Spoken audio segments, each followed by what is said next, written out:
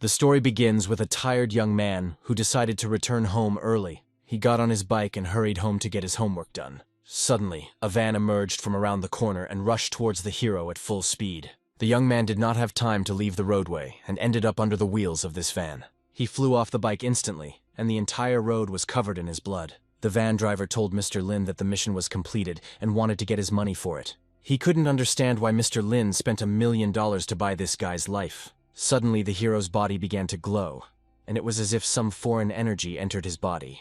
The young man gradually came to his senses and miraculously managed to avoid a catastrophic incident. He saw a case of a young man being humiliated at school because he brought only 30 marks, and not as expected by those around him. From the conversation between the offenders, it became clear that the main character's name was Lin Yun. Lin Yun was beaten because he didn't look the way he should in normal society. The main character remembered the faces of his offenders, who had offended him more than once. Young people constantly beat him up, asking him to look at himself and his face, considering him fat. Lin Yun felt hurt that because of his appearance, he wasn't even called by his name, but just by a nickname. Lin Yun's new soul had cultivated medical arts to the catastrophe-splitting stage in the past. Lin escaped the disaster, but as a result, a new consciousness came to this planet and entered his body. He tried to use the chi energy he had accumulated to heal the body.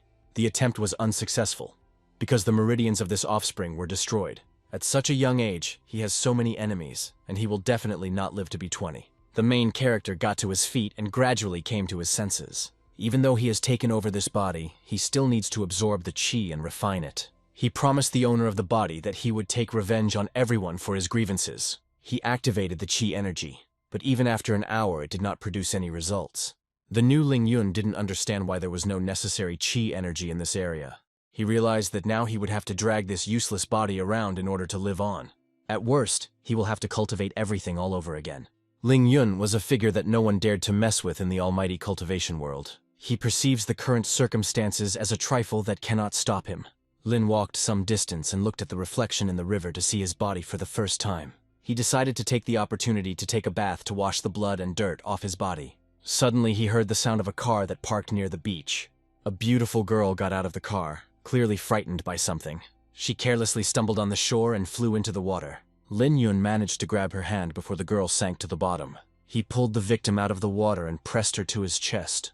Looking at the guy's appearance, the girl thought that he was harassing her and pushed him away. For a long time she tried to break free from his hands, but something seemed to pull Lina towards her. The young man calmed the girl down and explained to her that he did not wish her any harm. Luckily, she understood everything correctly, and suggested going ashore to discuss the incident. Lin Yun picked up the frightened woman in his arms and carried her to the dry shore where his things were. He himself decided to stay in the water so that the girl would not be frightened again by his presence and appearance. He made her put on his dry clothes because she might catch a cold from her damp clothes. The heroine was grateful to her savior. She became embarrassed and decided to ask his name. Lin Yun, without giving his name, said that he gives goodness without reward, without boasting about it. The victim began to leave the dangerous shore, and as she said goodbye, she shouted her name, Lin Meng Han, to the young man. After she left, the main character smelled an incredible smell, and soon found its source.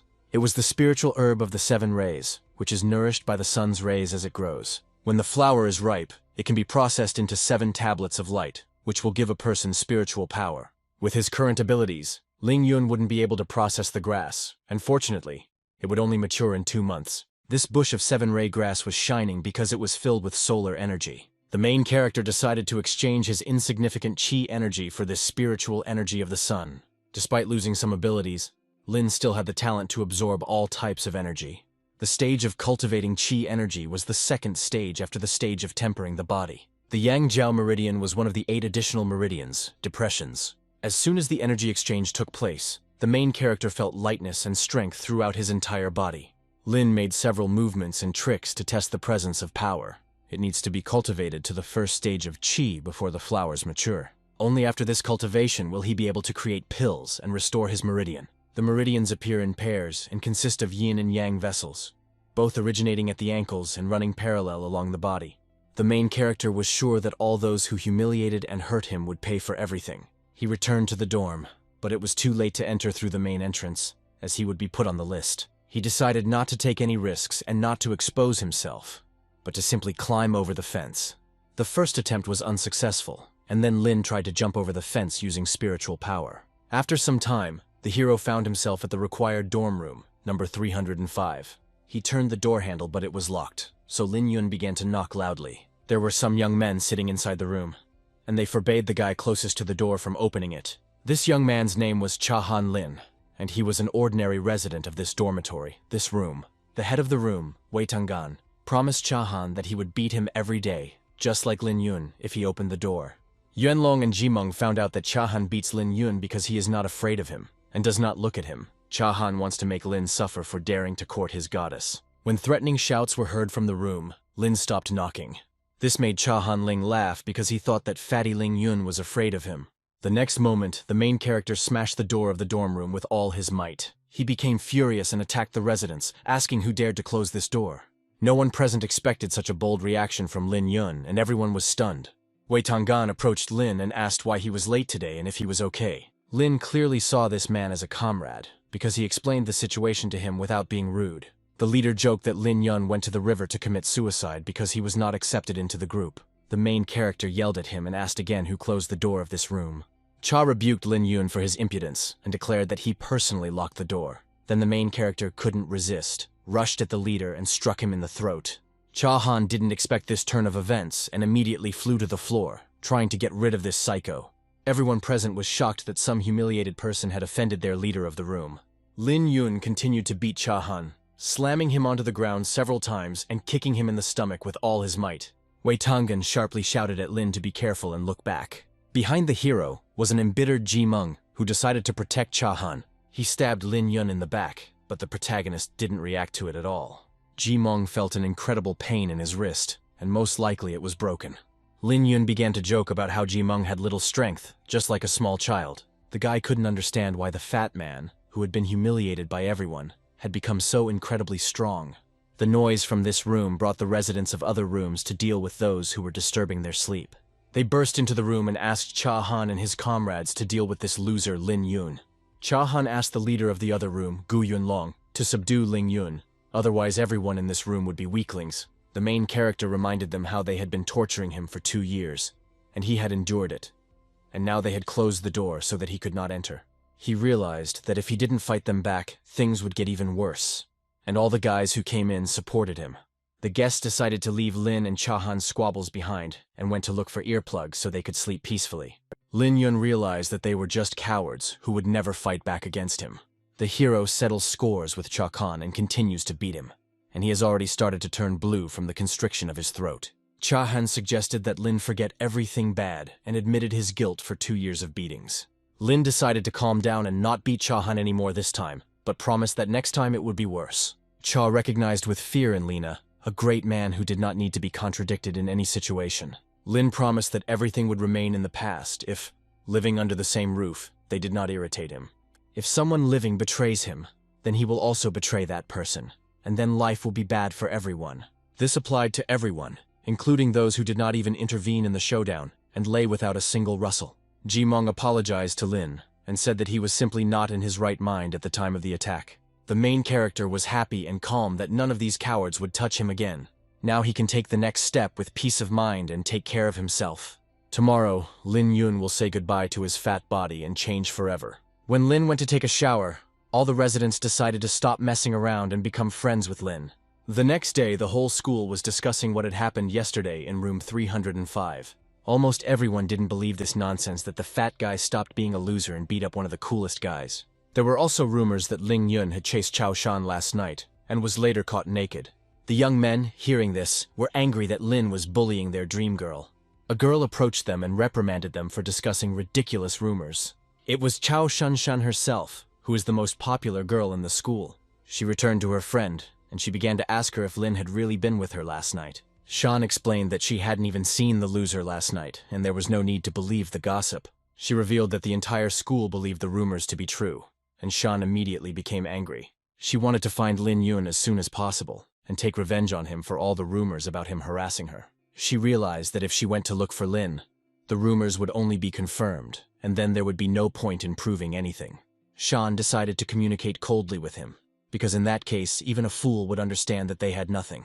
Shan explained to her that the only one spreading rumors could be Ling Yun in order to attract the beauty's attention. The The girls decided to fight back against this loser who has no right to think about the best girl in school. After one lesson, the students noticed that this fat man was running around the stadium with a bag of sand. The run was not easy for the hero because of his weak body, which does not allow him to cultivate. The girls thought that Lin wanted to lose weight in order to lose weight and become more attractive to girls. The main character moved almost on foot, and it seemed that this training would not bring him any benefit. His sister, who was irritated by jokes about his physical fitness, also noticed his exercise habits. Another beauty from the Jwangmaeka school, and Sam Jun, who was the son of one of the richest families, approached her. Min Lingu reprimanded them and stood up for Lin, saying that he was not a fat pig. These young people never suspected that Lin Yun was this girl's brother. The young man always liked Min Ling, even though he was paired with one of the most beautiful girls in the school. Min promised Zhuang that she would not forgive her if she said anything bad about her brother again. Zhuang explained that she had the right, because Lin Yun was the worst student and was beaten every day. The young man stopped his girlfriend and asked her not to overdo it with the sweet Min Ling. He apologized to his beloved and explained that Jwangmaeka was not one of those who could express himself decently. Zhuang considered this act of Sam Jun to be a betrayal, because they had been in a relationship for a long time. He promised himself that he would immediately break off relations with her as soon as he won Min Ling's heart. Someone from the outside announced the opening of a betting shop and offered to place bets on the number of laps that Lin Yun could run. Everyone around him thought that this unlucky fat man would not be able to run even one lap. Jun himself suggested stopping the showdown and asked the girls to join the company of bettors. Jwangmaeka announced to the loser's sister that the whole school knew that her brother was useless trash. She offered her a bet to place bets on the number of laps that Lin could run. The sister agreed to participate because she believes in her brother and is not afraid of losing to someone. Students from all floors watched as the main character tortured his body with intense exercise. Cao Shan and Jilin, who were among the crowd, did not recognize him as the former Ling Yun at all. Jai suggested to her friend to join Teng Meng, who was gambling again. Teng Meng, who is the god of gambling and one of the four hooligans, greeted the girls. Jwangmaeka bet $2,000 that this loser would only run a lap. The friends bet a certain amount of money that Lin Yun would run 5 to 10 laps. Lin's neighbors did not understand why Goddess Chao and Teng Meng were so confident in him. Ji was afraid that their bet would be lost, since the bag weighed a quarter of Ling. But Shan Cao had calculated everything. Jwangmaeka was worried that her boyfriend did not support her bet, and it was as if he had humiliated her by doing so. She wondered how much confidence Min Lingu had in her brother, and how much she valued his strength. Then the girl announced that her brother would run more than 10 laps and bet 500 yen. Teng Meng closed the betting shop and invited the bettors to go to the field to see the result live. It was hard for the main character to train his body, but he needs to properly temper his heart. Compared to what he had gone through in the cultivation world, this fatigue was just a drop in the ocean. Lin Yun had already run 2 laps, and some players had lost their bets. Teng Meng and his friend Chen Zhang concluded that the hero had already reached his limit in training. At some point, Lin's body became stronger and his steps became faster and longer. The boys immediately became worried because they realized that Lin had not used all his strength. Lin Yun paused and began to spit out blood, as if all his strength had left him. Everyone realized that if the main character continued to run, he could die. Suddenly, Lin Yun stood up briskly, and his aura finally activated. He grabbed the bag with one hand and ran at an even faster pace than before. After spitting out the accumulated blood, the spiritual power of the 7 luminaries' grass finally spread through the veins.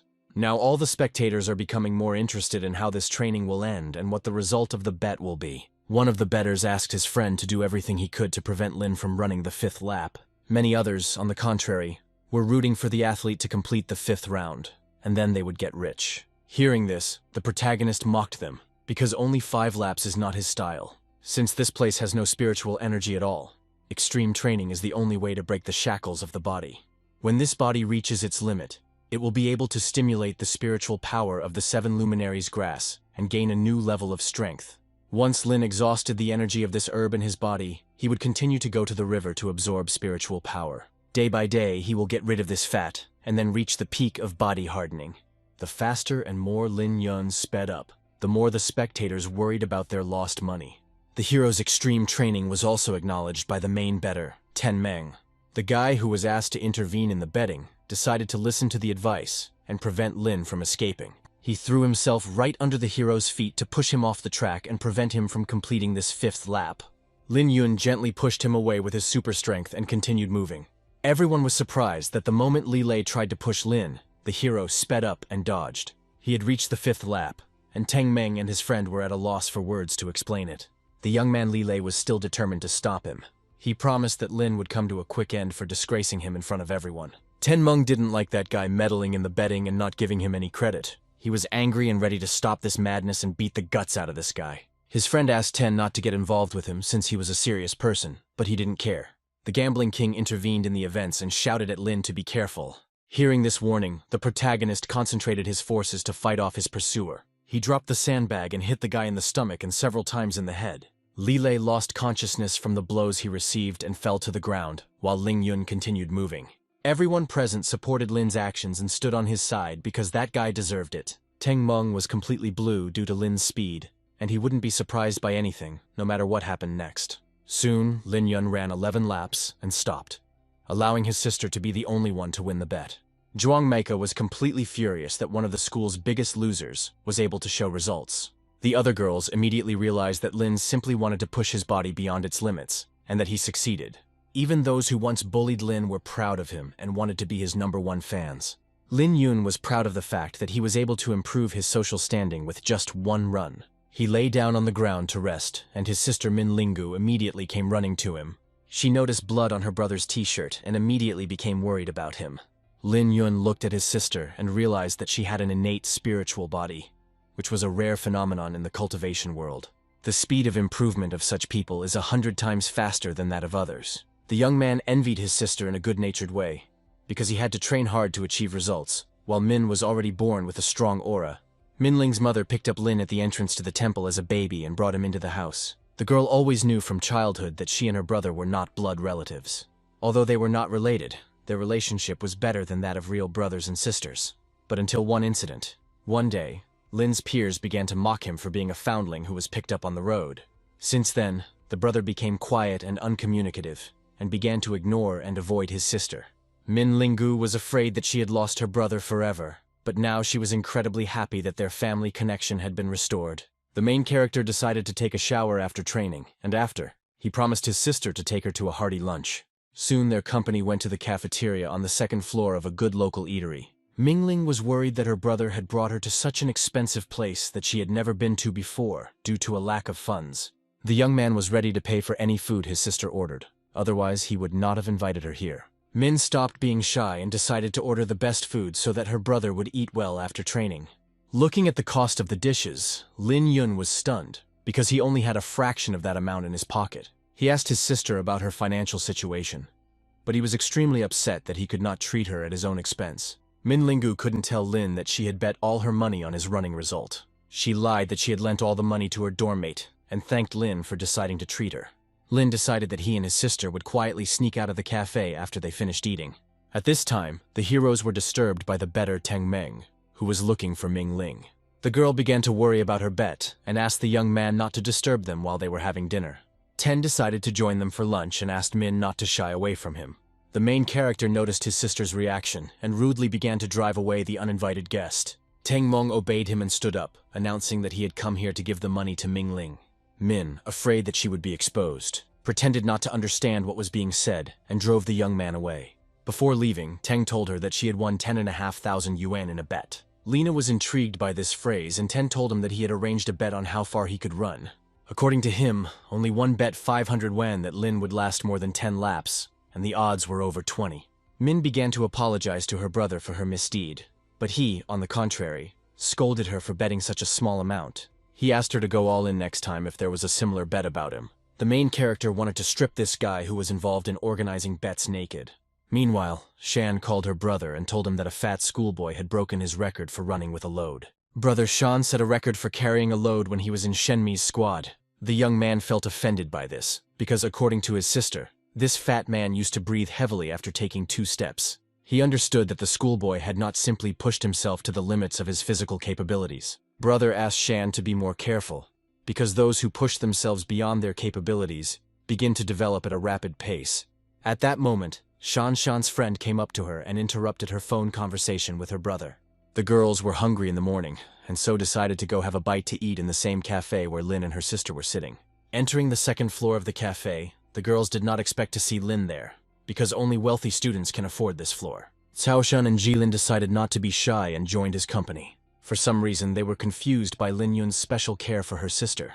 Chao Shan decided to give Teng the 1,000 yuan she lost in today's bet. The main character decided to take them for himself, because they are owed to him because the bet was about him. When Teng Ming began to protest, Lin agreed to return the money if he ran 11 laps with a bag on his back. Here Ji noticed that since the beginning of their shared dinner, Lin had not once looked at Chao Shan, who was clearly waiting for his gaze. The beautiful Shan couldn't stand it any longer and yelled at Lin for pretending that she wasn't there. Lin Yun's new consciousness didn't know this girl yet, and the hero assumed that she came with Teng Meng. Teng told Lin that this was his classmate Chao Shan, who was the most beautiful girl in the school. Chao ruffled her feathers and made an evening appointment with Lin for tomorrow so that he would regret forgetting her. The angry girls decided to leave the company and both left the cafe. Lin promised his sister that he would not go to any meeting tomorrow evening, and now he suggested that they finish eating and go to class. Teng Meng was surprised that Lin was going to visit the class for the first time in a long time and catch up on the program. On the way from the cafe, Shan expressed her resentment to her friend that Lina was not interested in sitting with her in the same company. And then Ji realized that her friend was too fixated on this Lin Yun and was making plans for the future with him. Chao Shan began to justify herself and said that she hated Lin more than anything in the world. It was clear from her behavior that she was lying and that she was harboring tender feelings for him in her soul. After lunch, the first lesson was history, and the students were excited to see Lin there. When Lin first opened a history textbook, he saw things that were interesting to him. The history teacher entered the classroom and was surprised by the presence of the main character in the lesson. All the students immediately stood up to greet the teacher, but Lin did not do so as he was absorbed in his thoughts. He read in a textbook that in the ancient period before the Qin dynasty, there were hundreds of schools of thought, such as Taoism. The Tao gives birth to one gives birth to two, from 3 living beings are born, and the Tao, followed by heaven, follows nature. Ling Yun wants to carefully study this book, which describes the method of spiritual practice, the scriptures for cultivation.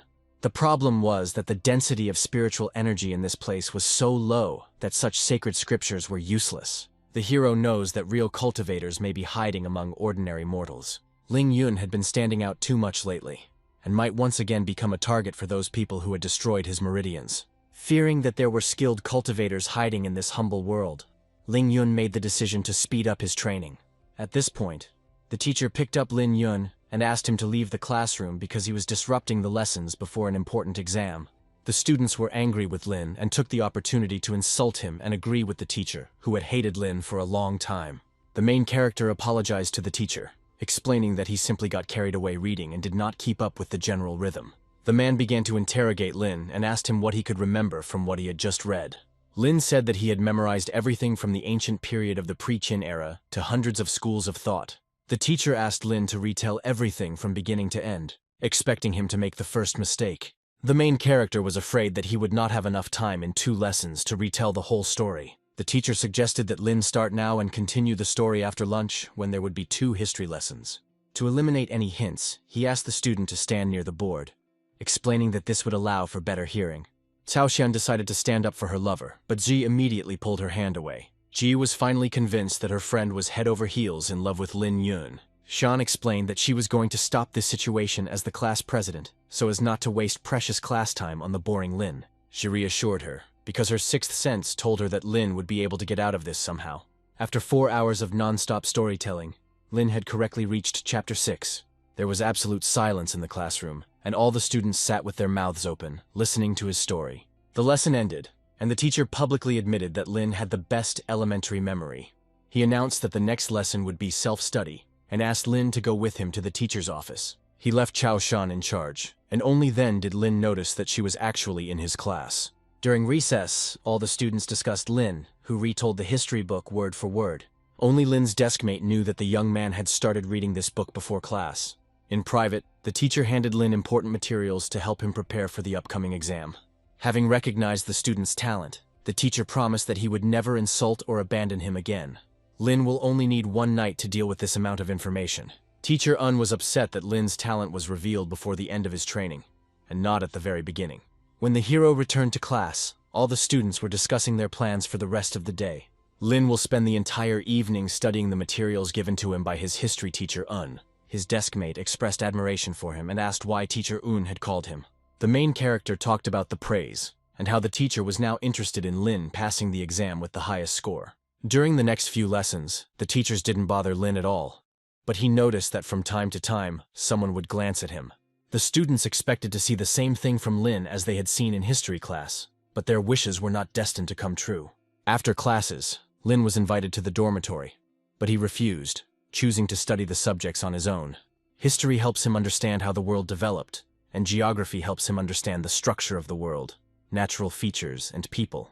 From these disciplines, the protagonist learned that Yin warriors were used to cultivate the Tao of longevity. Now he is 100% sure that there must be cultivators in this world. When the time comes, Ling Yun will explore the described places himself and find something useful for himself. In the past, he could visit these places in an instant, but now his body has not reached the necessary hardening to somehow protect itself. Ji and Chao Shan also stayed in the classroom and discussed Lin, who hadn't missed a single lesson today. The girls didn't understand what had happened to him, and Zai decided to ask Lin himself. She approached the hero and offered to invite her to dinner that evening. But Lin found it strange. Zai explained that she could help him with his history homework at any time, and for that he should thank her with dinner. When the hero agreed to such a service, Ji decided to take Shan with her, but Ling was against it. The young man explained that he only agreed to have dinner with the two of them because he didn't like Chao Shan's nasty character. Ji felt offended for her friend, for whose sake she had arranged this evening meeting. She decided to get out of it and turned her gaze to Lin's textbook, which depicted interesting places in the world. She told Lin that Shan had been to these places before and could tell him more about them. Not noticing the trap, the protagonist happily agreed to take Chao Shan to dinner at the restaurant opposite the school. At this time, Shan was going crazy with jealousy, but her pride did not allow her to join Ji and Ling's conversation.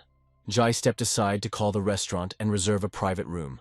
Suddenly, she crashed into a huge young man who abruptly blocked her path. He overheard Ji's conversation and told her that he wouldn't mind going to dinner with Shan Cao. Upon seeing Jufa, Shan became furious and began to chase him out of her classroom. Guo Jufa was the biggest bully among the 4 bullies in this school. All the students were afraid of him, because no one would be able to save them if they became his living target. This dangerous guy's father is the head of a real estate company. Guo Jiufa is acting out in school and no one dares to discipline him in any way. He looked around the class and his gaze immediately fell on Lin, who was sitting modestly at the back of the class. Shan realized that Jufa had been targeting Lin from the very beginning, and she wanted to help her lover with all her might. Jufa reassured her and promised that he would definitely go with her to the reserved restaurant as soon as he finished his business here. He addressed Lin as if he were a pig and asked him how he had managed to distinguish himself in history today. The main character asked the bully for the right to ask him a few immodest questions. The first question was how many times Jufa had beaten Lin in the past 3 years, and how much money he had taken from him. The young man didn't even remember how many times he had beaten Lin Yun in front of everyone. Jufa would always take it upon himself to beat him up whenever he or his friends got the itch to punch.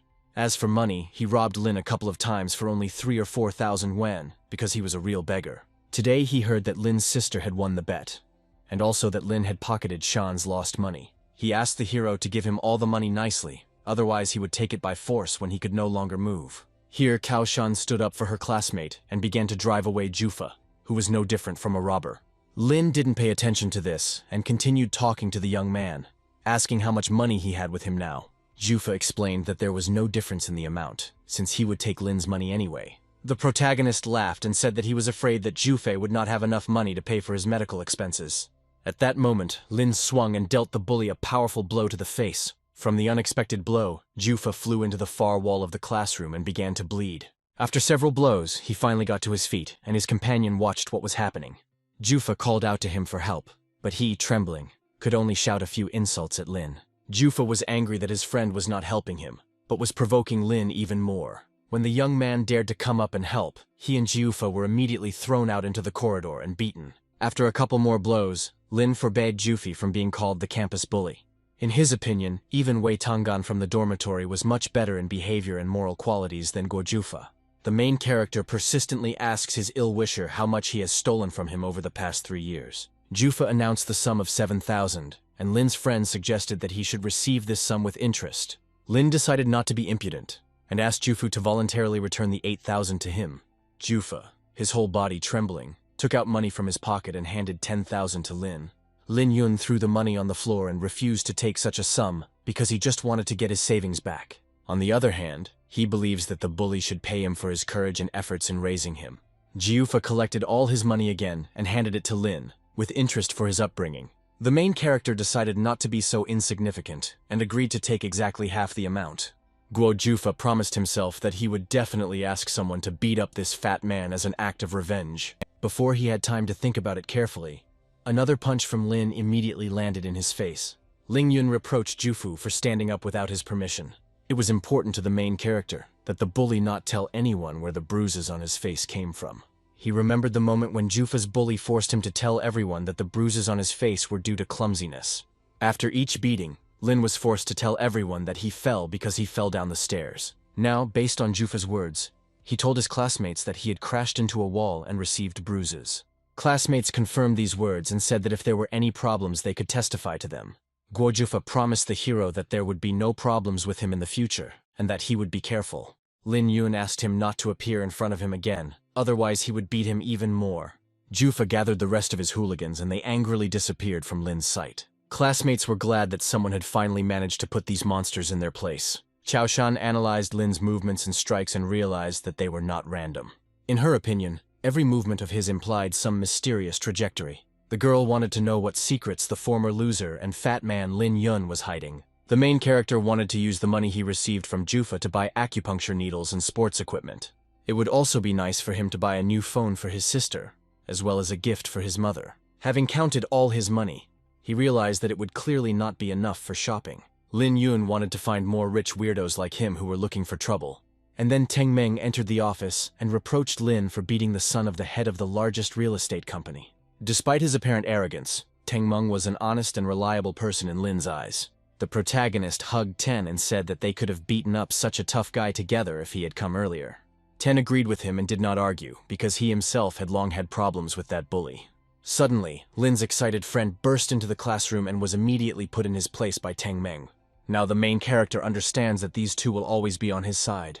As if in collusion with the previous ones, Sister Lina entered the classroom, alarmed by his fight with Jufa. Lin calmed Min Lin down and suggested that they go to a cafe where he could treat her to dinner. He also invited those two guys who had now become his loyal friends, and Shan and her friend, to dinner. Entering the expensive cafe, Lin thought that it was too pretentious for ordinary high school students to come here. That restaurant was one of the expensive ones in town, but Lin didn't know that, and thought they had come to an ordinary local cafe. Teng Meng was kindly envious of Lin, who was the only guy who was accompanied by two beauties of the school. Chi Lin was not at all modest and ordered all the dishes she saw. Fearing that there would not be enough funds, Lin reprimanded her and asked that other companions order first. Everyone wanted to eat their fill, because no one expected that the biggest loser would become the biggest celebrity in the school. Teng Meng was amazed that Ling Yun was able to disgrace Guo Jufu despite his status. He warned Lin that Jufa would not let go of this disgrace and would definitely take revenge on him. Teng suggested that Jufa would hire athletic guys for his own purposes, and Min Ling asked him to help Lin. Teng Meng promised her that as long as he was around, Jufa would not dare to take a step close to Lin. The protagonist realized that he needed to gain enough power to live in comfort. He was glad that he had a suitable candidate for this role in the form of Teng Meng. As expected, Jilin still overate and went to the restroom to powder her nose. This gave Lin a great opportunity to pry information out of Shan, and he asked about the Great Wall of China.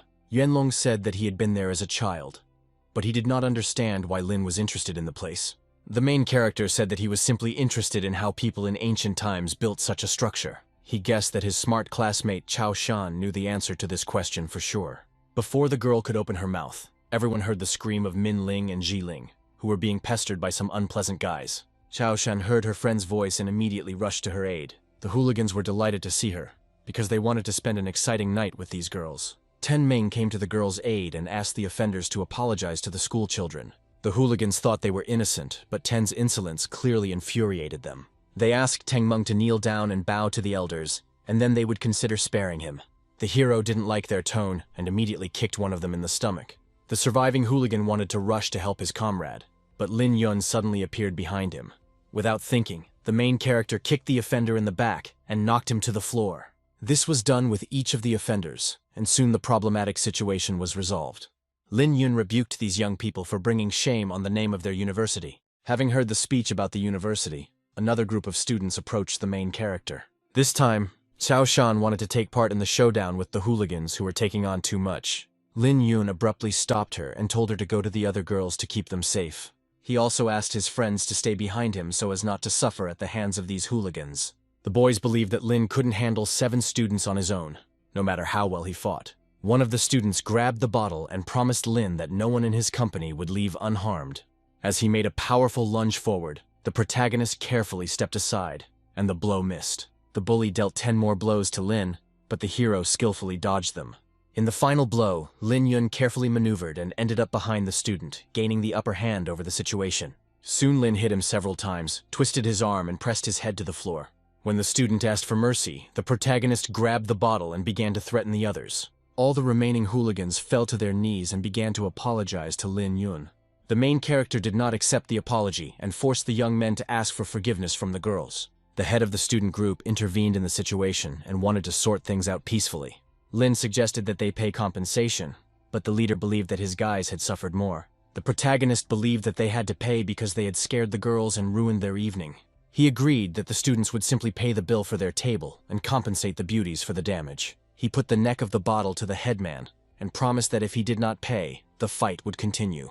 Fearing reprisals, the headman agreed to Lin's terms and promised to pay the required amount. At that moment, even Jilin saw a hero in Lin and fell in love with him for a moment. When the elder handed over the money, the hero taught him not to mess with people you can't joke with. If the heroes were in the cultivation realm, there would already be several corpses lying here. After the restaurant, Ji told Lin that this dinner didn't count since he didn't spend a penny. She was ready to forget about the promised dinner if Lin promised her one thing. Cheesy reminded the hero that he is currently training hard to lose weight and get back into shape. After collecting her thoughts, she proposed to Lin Yun to become her boyfriend after losing weight. This act shocked everyone, but not Chao Shan, because the girl clearly did not like it. The protagonist tried to avoid answering, but Ji insisted that he had to promise her this right now. Shan intervened in the conversation, asking her friend to keep her company so that she could immediately return to school for independent study. Finally, the enamored Ji promised Lin that next time she would not let him go so easily without an answer. After her friends left, Min Ling asked her brother why he didn't return to school with everyone else, and the hero replied that he had important things to do. Teng Mong decided to keep Lin company since nothing would happen to him that evening. Sister Lin was worried that her brother had started skipping classes again, since he had only recently said that he would start studying hard. She can't shake the feeling that her brother will only get better and better in the future. That evening, during independent study, Min was worried that her brother had not yet returned to school. Suddenly, one of the students ran into the classroom and said that her brother and Teng Meng had come to see Min. Min threw herself into the arms of her brother, who entered the classroom with new things. Lin handed his sister a bag of new things, which included a new phone, headphones, and a camera. The other students didn't understand where Lin got the money to buy the most fashionable things, because their family was poor. Everyone immediately realized that Lin Yun had indeed taken a large sum of money from Jun. Zhuang Meika, who wanted exactly the same things for herself, intervened in the conversation between Lin and her sister. She reproached Lin for being from a family too poor to buy all this for himself, and then Tang Meng wanted to teach her a lesson. He wanted to hit the girl, but the main character quickly stopped him. Lin Yun was angry at her, because he immediately realized that this was the girl who was getting in his sister's way. A modest guy stood up for the girl and introduced himself as Zi Jun. Minling asked her brother not to waste his energy on such stupid people. Then the main character warned everyone present that none of them should try to bully his sister. According to him, if someone offends Minling, then he will make that person pay for everything.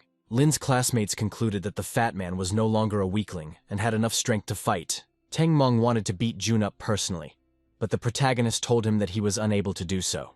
Teng Meng didn't agree with his words, so Ling Yun gave him some compelling arguments. When Lin pointed his finger at Jun a few minutes ago, Jun not only tried to dodge, but was also ready to attack. According to Lin, Jun is definitely a skilled warrior and his strength is not small. Lin Yun asked Teng Meng to go home as he wanted to do some training. Before this, the main character had never met a worthy opponent, so he was not particularly motivated to train hard. Now Lin Yun became much more interested and went to the beach to see the energy flower. The 50 stars secret technique at the initial level allows one to absorb the essence of heaven and earth to strengthen one's body. If you practice it to the extreme, you can feel yourself on par with heaven and earth. Eventually, Ling Yun will be able to use all the power of the sun, moon, and stars to his advantage. The protagonist forgot that the meridians in this body have not yet been fully restored, but he believed that such a small problem could not cause him any difficulty. In his hands are not only powerful techniques, the energy of stars and planets, but also all the time of this world. Lin Yun assumed a meditative posture and gradually absorbed the energy of the sunflower. The absorption speed has become significantly faster, and the body can accommodate twice as much spiritual power as before. Lin finally managed to reach the first level of body tempering through hard training. Although he hadn't broken through to the second level as he had hoped, he was still quite content with his current strength. The action then moves to the capital of China, Beijing, where the person who ordered the fat man's murder is having fun. The young man was in the company of two charming girls who were relaxing with him in a local bar. Suddenly a friend called him and told him some extremely unpleasant news about the fat man. He sent him a video of Lin Yun training hard with a sandbag in the school stadium. This news made the guy lose his temper, and he threw the girls away from him with all his might. He called the killer, whose name was Chung Seng, who had previously reported the fat man's death to him. Chung couldn't believe that the guy was still alive and well. He personally saw how the fat man got under the wheels of a truck and showed no signs of life. The customer paid 20 million for the fat man's death, and now believes that he was simply deceived. Chen suggested that the deceased was saved by Sai Bian, who was a famous Chinese medicine doctor. The customer believed that it was definitely not Sai, but the fat man was saved by someone who was definitely not an ordinary person.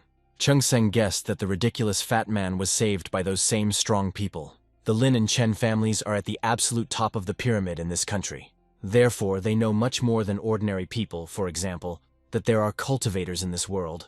Some of them belong to ancient Chinese families who study martial arts and hide in the city, and some belong to sects in the mountains. Chen thought it was the end for them since they had gotten involved with these big bad guys. The customer thought that he was not interested in the fat pig, and decided to figure it out himself. After the telephone conversation, he was beside himself, because he had previously thought that the fat man was no longer there. He remembered his father telling him that as the eldest grandson of the Lin family, he would not necessarily be the head of the family. Lin Hao was upset that his three nephews, including this young man, were fighting among themselves for power. The family's grandson offered his uncle an adventure, and he agreed, because this guy is the only one who doesn't forget about him from time to time. They spied and saw how the head of the family beat his son because he was secretly raising an illegitimate child. The beaten young man admitted that he had not raised him, but had simply abandoned him in the wilderness as soon as he was born. His grandfather told him to go find Lin Yun and bring him back, as his grandson should not grow up somewhere on the streets. This story was related to the person who ordered the murder, because he was a relative of Lin Yun. The customer called his assistants and ordered them to send an assassin to the middle school to kill a man named Lin Yun. He also asked to deliver his body, because this time he wants to personally verify his death. The main character was proud that he possessed the technique of flying needles. At his current level, he can hit the ball without missing from a distance of up to 10 meters. Thanks to his knowledge of the body's meridians, silver needles can be used to heal and save the sick. Lin didn't know where he could get silver needles that would serve him as a powerful weapon. After a few days, the protagonist developed a general understanding of this world. The common sense of mortals in this world has acceptable limits, so Lin can no longer train during the day in front of everyone. After each training session, the girls would discuss him, emphasizing Lin's development into a real man. The boys were angry at Lin for still daring to come to training and achieve results. They were not happy that girls stopped paying attention to them.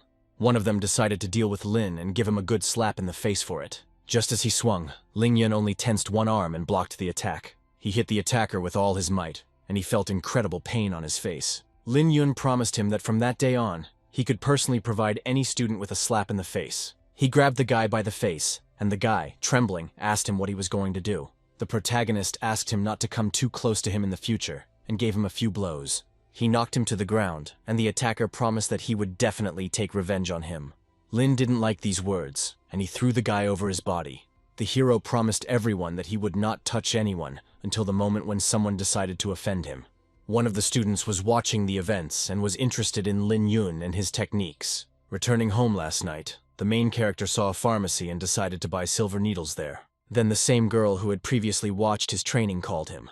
This heroine attracted Lin Yun with her beautiful figure, and he decided to talk to her. Her name was Xu Mei Ning, and she was curious about where Ling Yun was heading.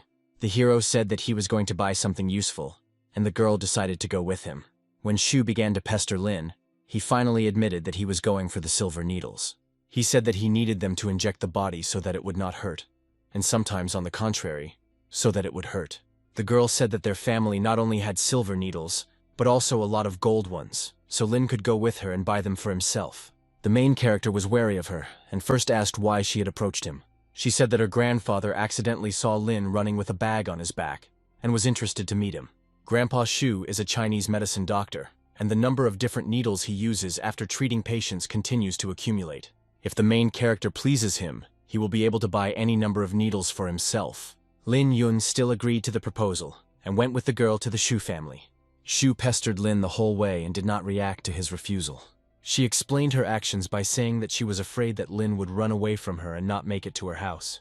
At the last moment, she climbed onto his lap and pretended to simply look at the scenery through the window. Soon their car arrived at the cottage area near the Shu family's house. Zhu Mengning turned out to be not so simple, because she forced Ling Yun to pay for the taxi. On the territory of the cottage, Lin felt incredible spiritual energy and the smell of precious medicinal herbs. Now, he himself became interested in meeting the grandfather of this beautiful girl. Grandfather Shu met his granddaughter, who arrived with a long-awaited guest. He sent her to make tea, and he decided to talk to Lin Yun and get to know him better. First, he asked if the spoiled Shu Mengning had caused him any inconvenience. The main character told about all her actions, and this confused the old man. Lin Yun scanned Uncle Shu's body and found that there was something wrong with his lungs. In addition, the hero heard a strange cough from the old man and decided to inquire about his health. The old man admitted that he had an old problem with his lungs, but it did not interfere with his life. In fact, he really wanted to see Lin Yun in person after seeing the video of him training hard. Then, on the video, he saw Lin Yun spit out blood from his mouth and fly through the second half of the circle with ease. The uncle wanted to feel the protagonist's pulse because he was interested in his physical condition. He was at a loss after realizing that Lin's vitality was much greater than that of an ordinary person, and that the pulse in the yang energy meridians was too weak. Lin Yun found this shocking, because the old man had learned so much information just by touching him once. Then the old man began to ask the hero about his daily routine, food, and possible meeting with some special people. After Lin's stupid answers, Uncle Shu guessed that it was because of the blood he spat out. But it couldn't possibly have such a quick effect. Lin Yun couldn't admit that he had absorbed the immortal qi and purified the bone marrow, because his uncle and his granddaughter would be scared to death. Shu Mengning came out to the heroes, suddenly interested in Ling Yun's body. Grandfather admitted that Lin's physique was several times stronger than that of an ordinary person, and the recipe he prepared would be useless. The girl confessed to Lin that her grandfather had specially prepared a recipe for him that restores the body. Old man Shu said that he had a very important duty, which was to treat and save sick people. Mengning said how many people around the world begged her grandfather to treat them. Lin didn't expect that this old man had such a kind heart, and decided to help him in return.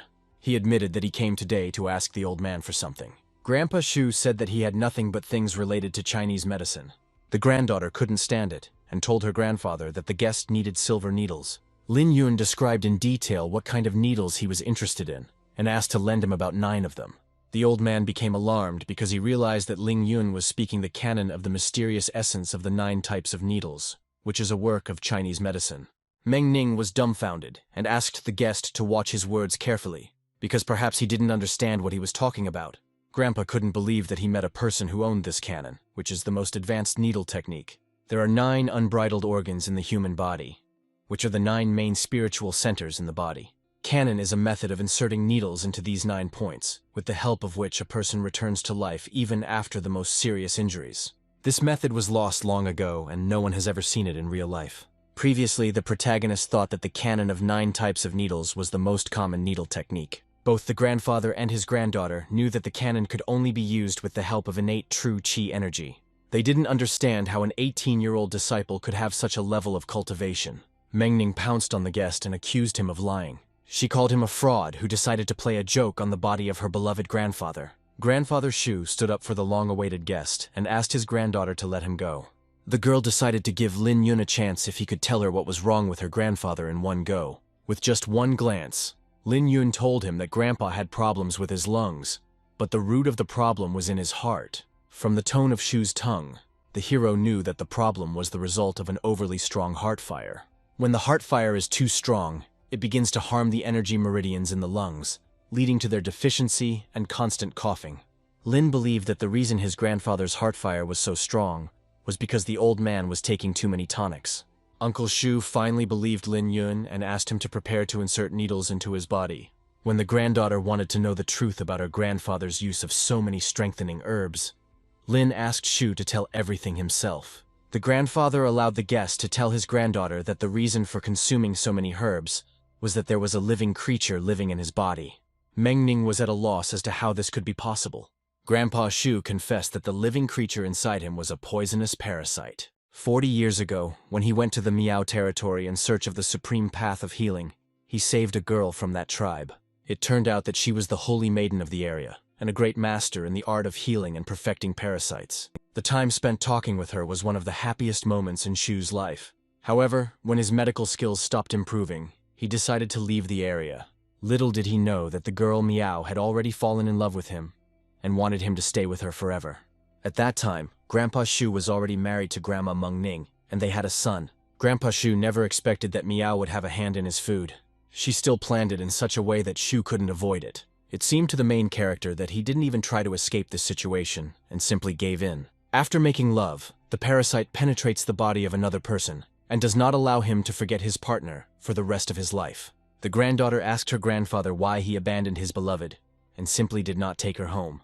If someone forgets Miao, the parasite will begin to eat away at their heart, and the pain will be so intense that death will seem like the only way out. When Miao relaxed, Grandpa Shu sensed the parasite's weakening and decided to escape from her territory. He couldn't get the parasite to leave his body, so he had to find a way to suppress it. So he has to take these herbs to strengthen the heart and spleen, to increase the power of fire in the body and suppress the pain from the parasite. Meng Ning pointed out that since this girl's love was strong, she should have started looking for Shu. Grandfather confessed that Miao had been looking for him all her life, but only his wife met her before him. Grandfather doesn't know what they talked about then, but after that meeting, Miao returned to the territory, and he never saw her again. Grandma told Zhu that he himself had provoked this affair, and this love parasite and suffering was the price he had to pay. After Grandpa told the whole story, he asked Lin to start inserting the needles. He brought the box, opened it, and an incredible energy wafted throughout the entire area. Meng Ning asked the guest to take special care of her grandfather. As she left, she promised that if her grandfather were to suffer in any way, Lin would be hunted by a lot of people. Xu was worried that the procedure would take place outside, but the hero found it more convenient this way. He asked the old man to undress and began to insert needles. In the process, the main character realized that he could not use spiritual energy. When inserting the needles, he used the energy movement technique, as well as other higher techniques and chi movements. After inserting one needle, he noticed that nothing had changed with the old man's body. If Lin stopped at this, the girl would definitely explode with anger and get mad at him. The protagonist suggested that he needed to run a couple of kilometers to expel the spiritual energy. Looking around, he realized that he could simply absorb the spiritual energy of the jade that the needle box was made of. It turned out that Ling Yun had a special talent where he could absorb the spiritual energy of all things. He touched the jade box and stimulated his energy with the jade. He didn't expect that this trick would actually work and fill the needle with energy. After acupuncture, the parasite will cease to act for about 2 months. But during this time, the old man can regulate the lung meridians. Regulating the meridians in the lungs will help temporarily get rid of a severe cough. A moment later, 8 of the 9 needles were stuck into the old man's body. After Lin Yun stuck in the outermost needle, the old man's body was filled with incredible energy. Grandfather Shu shook and spat out a stream of blood from his lungs in wild horror. The granddaughter ran out to her grandfather, worried that he had vomited blood. The old man felt the canon of the mysterious essence of the 9 types of needles for the first time, thanks to which he felt a completely new body. He decided to thank his savior and allowed him to take these golden needles for himself. The old man had no doubts, because before him was the only one who could use them correctly. Ling Yun happily accepted the gift, but Meng Ning rebuked him for his lack of politeness. Then the hero pounced on her and said that he never heard a thank you for healing her grandfather. The grandfather scolded his granddaughter for arguing with the one who saved her dear grandfather. The main character decided to be cheeky and told the master that he had one more request for him. He said that he would like to ask him for a set of ordinary silver needles, so that he would not have to search all over China later. The old man laughed and decided to hand over all 10 sets of needles to the pleasant guest. When he laid the needles on the table, Meng Ning became worried that Grandpa was going to give Lin the needles he used himself. Grandfather believed that these needles would only achieve maximum effectiveness in Lin's hands. With their help, Ling Yun will cure a large number of sick people. The granddaughter was interested in when Lin would be able to completely remove the parasite from her grandfather's body. The protagonist confessed that after 2 months, when Shu's body has recovered sufficiently, he will help rid him of the parasite. When the acupuncture process was taking place, the girl Miao also vomited blood. She realized that someone was able to suppress her parasite, which was devouring the heart of her lover. She knew that Shu wouldn't be able to avoid this just because he found some expert. Meanwhile, her daughter was in the company of other children on the street. The girl told the children of the tribe about the other world that she was able to see. Suddenly she heard her mother calling her and immediately ran to help her. When she entered inside, she saw her mother sitting in a meditation pose with blood spilled around her. She admitted that her love parasite was suppressed, which caused a strong backlash. The daughter believed that after several decades, her mother could bring the parasite back and end the suffering. Meow promised that she would never bring the parasite back, because Shu is the only one she likes in this life. She admitted that the man who had suppressed her parasite was a skilled craftsman, and she could not deal with him from such a distance. She told her daughter to go and look for him tomorrow, because he was already marked with the aura of a heart-eating parasite. The daughter, Xiao Miao, felt that she couldn't handle this man who could even control the devouring parasite. Miao believed that with her voodoo technique, Xiao would easily suppress this low-cultivation person. She ordered to force the master to release the parasite when he was in a painful state, and began to look for a way to escape. Finally, the mother asked her daughter not to give in to temptations when she found herself outside the settlement. Xiao Miao promised that she would never like strange men. The car carrying the protagonist and Shu Mengning arrived at the luxurious house. The guards looked at them and became alarmed, because they did not understand what kind of big shot had come to see them. Mengning informed her comrade that they had arrived at the restaurant, and she had to personally thank Lin for saving her grandfather. At dinner, the girl asked Lin why he didn't ask his grandfather for anything after the extraction. The girl believed that Lin's greedy nature should have begged the old man for more needles. Then she guessed that Lin Yun still had no idea what her grandfather's status was. According to the protagonist, Mengning's grandfather was a skilled Chinese medicine doctor, and nothing more. Lin also called Shu a heartbreaker who abandoned his lover, and Mengning was then furious. She wanted to hit the hero in the face, but Lin Yun managed to grab her hand. He made a sudden movement, and the girl stumbled and ended up on his lap. Lin suggested that she first fulfill the promise she had made to him earlier. Half an hour ago, Mengning promised that she would throw Lin into the river to the fish if he didn't cure her grandfather. If the hero cures Shu, Mengning will allow him to kiss her at any time. The girl always kept her promises, and this time she does not go back on her words. Lin Yun took advantage of the moment and hugged Meng to his chest, giving her a kiss. At the light touch of his lips, Mengning pushed Lin Yun away from her because she remembered an important detail. She said that their agreement was to completely cure Grandpa, and so Lin needed to first completely remove the parasite from his body. The main character decided to take his time and wait a couple of months before the first kiss. In fact, the protagonist knew that Master Shu had an unusual status and also had a lot of wealth. Not every person can afford to live in such a large mansion on such expensive land. In addition to this, the old man's speech conveys the grandeur of a high-ranking person, with a huge status behind him. If Lin Yun had taken a lot of money from him, their relationship would have ended there. And in this situation, the old man will remember Lin as the man who saved his life almost for free. He will always look for a way to thank him and will come to his aid at any time. Mengning asked Lin to teach her the canon of the mysterious essence of the 9 types of needles. Lin didn't know that she wouldn't be able to use this technique without spiritual energy. He told her that this technique could not be passed on to other people. But Meng did not insist on receiving it secretly.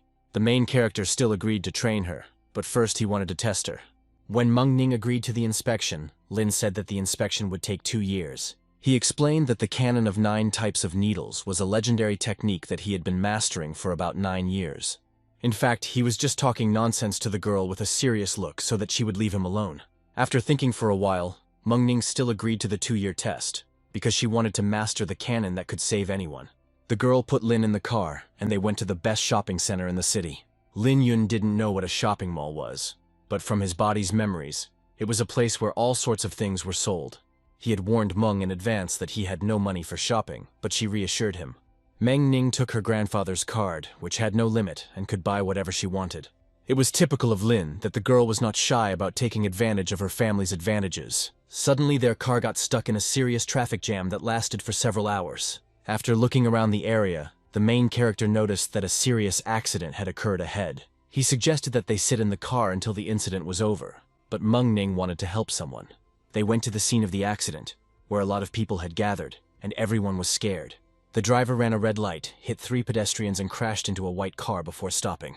The 2 schoolgirls were not seriously injured, but one old man was thrown into the air and is probably dead. Meng pushed Lin Yun to hurry up and save people as best he could. The main character had an uneasy feeling that a crowd of people was watching him.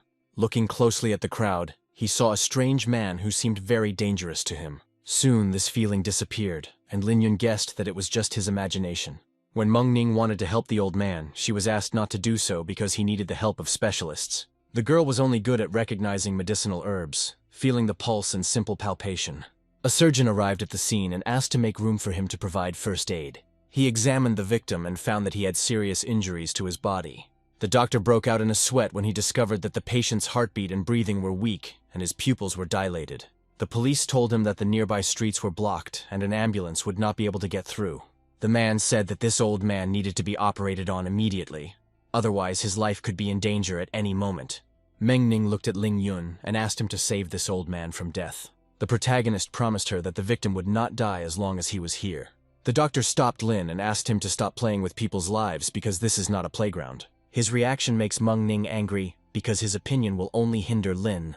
The main character decided to let things slide, but Meng Ning immediately grabbed him and tearfully asked for help once again.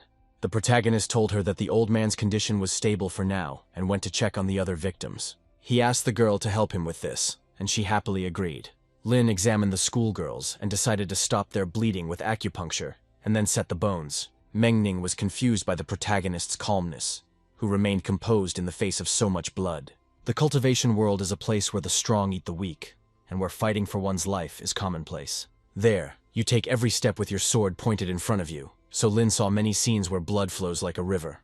Lin Yun examined the schoolgirl and promised her that she would soon recover completely. After his touch, the girl realized that she felt great, and that she was not in any pain at all. Then the main character examined the girl driver, who simply lost consciousness. He inserted a needle into her neck to restore consciousness, and asked an assistant to monitor her condition. Noticing his actions, the doctor was surprised that an ordinary schoolboy knew Chinese medicine and saved the victims in such a short time. He regretted driving Lin Yun away from the accident scene and not letting him take care of the victims. Lin Yun asked the doctor to let him take care of the old man's wounds, and he happily agreed. Lin Yun asked him not to let outsiders near the scene until he had inserted the needles. Since Lin cannot use his spiritual energy, he will have to rely on acupuncture points. The doctor watched with interest as the entire process, from palpating the points to inserting the needles, was carried out without hesitation. He guessed that Lin Yun had decades of experience in Chinese medicine behind him. The crowd became alarmed that the schoolboy was inserting needles into the victims' bodies and started making a noise. They assumed that with such actions the teenager would clearly drive the old man into the grave. The protagonist realized that the old man had brain damage, and inserting a needle would help him avoid paralysis and even death. The surgeon heard that even the best Chinese medicine doctors do not dare to use needles on the crown of the head.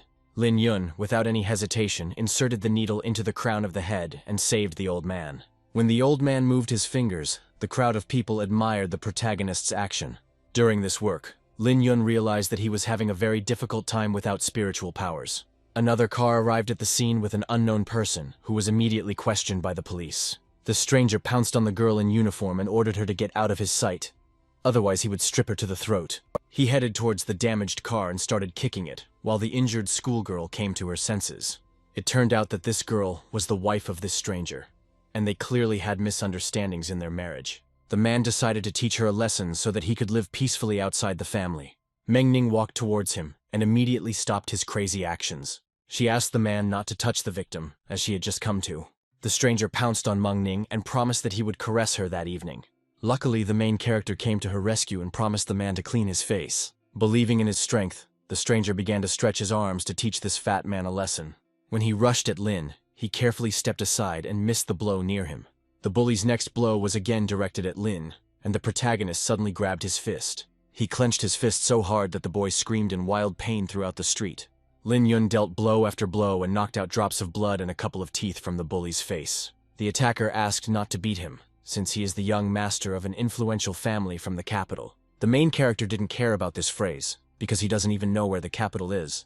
He continued to beat the guy, and soon he fell to the ground and almost lost consciousness. A female police officer ran to the scene of the fight, upset by what had happened. When Lin Yun looked at her, she felt light and numb all over her body. The victim driver was stunned by Lin's actions, that he could beat up a person from such an important family. Every last person in the crowd supported Lin's actions, and no one stood against him. The protagonist wanted to continue beating the bully, but Meng Ning immediately approached him, wanting to take on this role.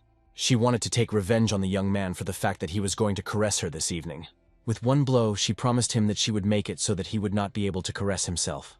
After her blows, Lin Yun knew that he would better not provoke her in the future, because angry women were too terrible. He wanted to leave the scene when suddenly the victim called him from the car. First, she thanked Lin Yun for saving her through Chinese medicine. The main character was glad that the girl came to her senses and wanted to pull the needle out of her as quickly as possible so that it would not disappear. He carefully climbed over the girl, and the victim felt a thrill in her heart at Lin's touch. It was unclear why Lin Yun didn't react at all to the short distance between them and her luxurious form. Every man she had ever met before, without exception, always looked at her with lustful eyes. Lin Yun asked her to rest for a while he removed the needles from the other participants in the incident. As he walked away from the car, he realized that he was completely seething over this beauty's gorgeous body. The girl driver decided to catch up with Lin, and introducing herself as Zhuang Mei Feng, asked for his phone number. Lin Yun played dumb and told the beauty that he didn't have a phone. Zhuang Mei Feng immediately realized that he was pretending to be a fool because he simply didn't want to get involved with her. The hero still gave the meeting a chance and said that Mei Feng could visit him at middle school at any time. She clearly didn't expect that the young man who was knowledgeable about Chinese medicine would turn out to be a schoolboy. She broke out in sweat and remembered that she had run away from her marriage and could no longer return to the Zhuang family. In fact, she was Zhuang Mei's mother, and she decided not to reveal this relationship to Lin. She wrote her phone number on Lin's hand and allowed him to call at any time. At the end of the conversation, she said that the family of the beaten man is one of the most influential in the capital, and most likely will want to take revenge on Lin. She promised that she would do everything possible to protect the protagonist when the time came. Lin Yun refused her willingness to protect him and asked her to take care of herself for now. He wasn't the only one who beat up that bully. There was also Meng Ning, who also had a lot of influence. The protagonist did not notice how Meng Ning approached them, silently jealous of him for this beauty. After some time, she finally approached Lin and said that the ambulance had already arrived and they needed to go. Lin Yun hugged his friend and promised to go shopping together after he got out his needles. They started to get ready to leave, but suddenly, an angry policewoman blocked their way. She wanted to take the heroes to the station because they had committed a joint attack on a man on the street. Meng Ning accused her of standing by while the bully tried to attack the innocent girl. The surgeon also sided with Lin Yun, who had just saved a seriously injured old man. Zhuang Mei Feng promised the police that she would take full responsibility and explain the situation to them herself.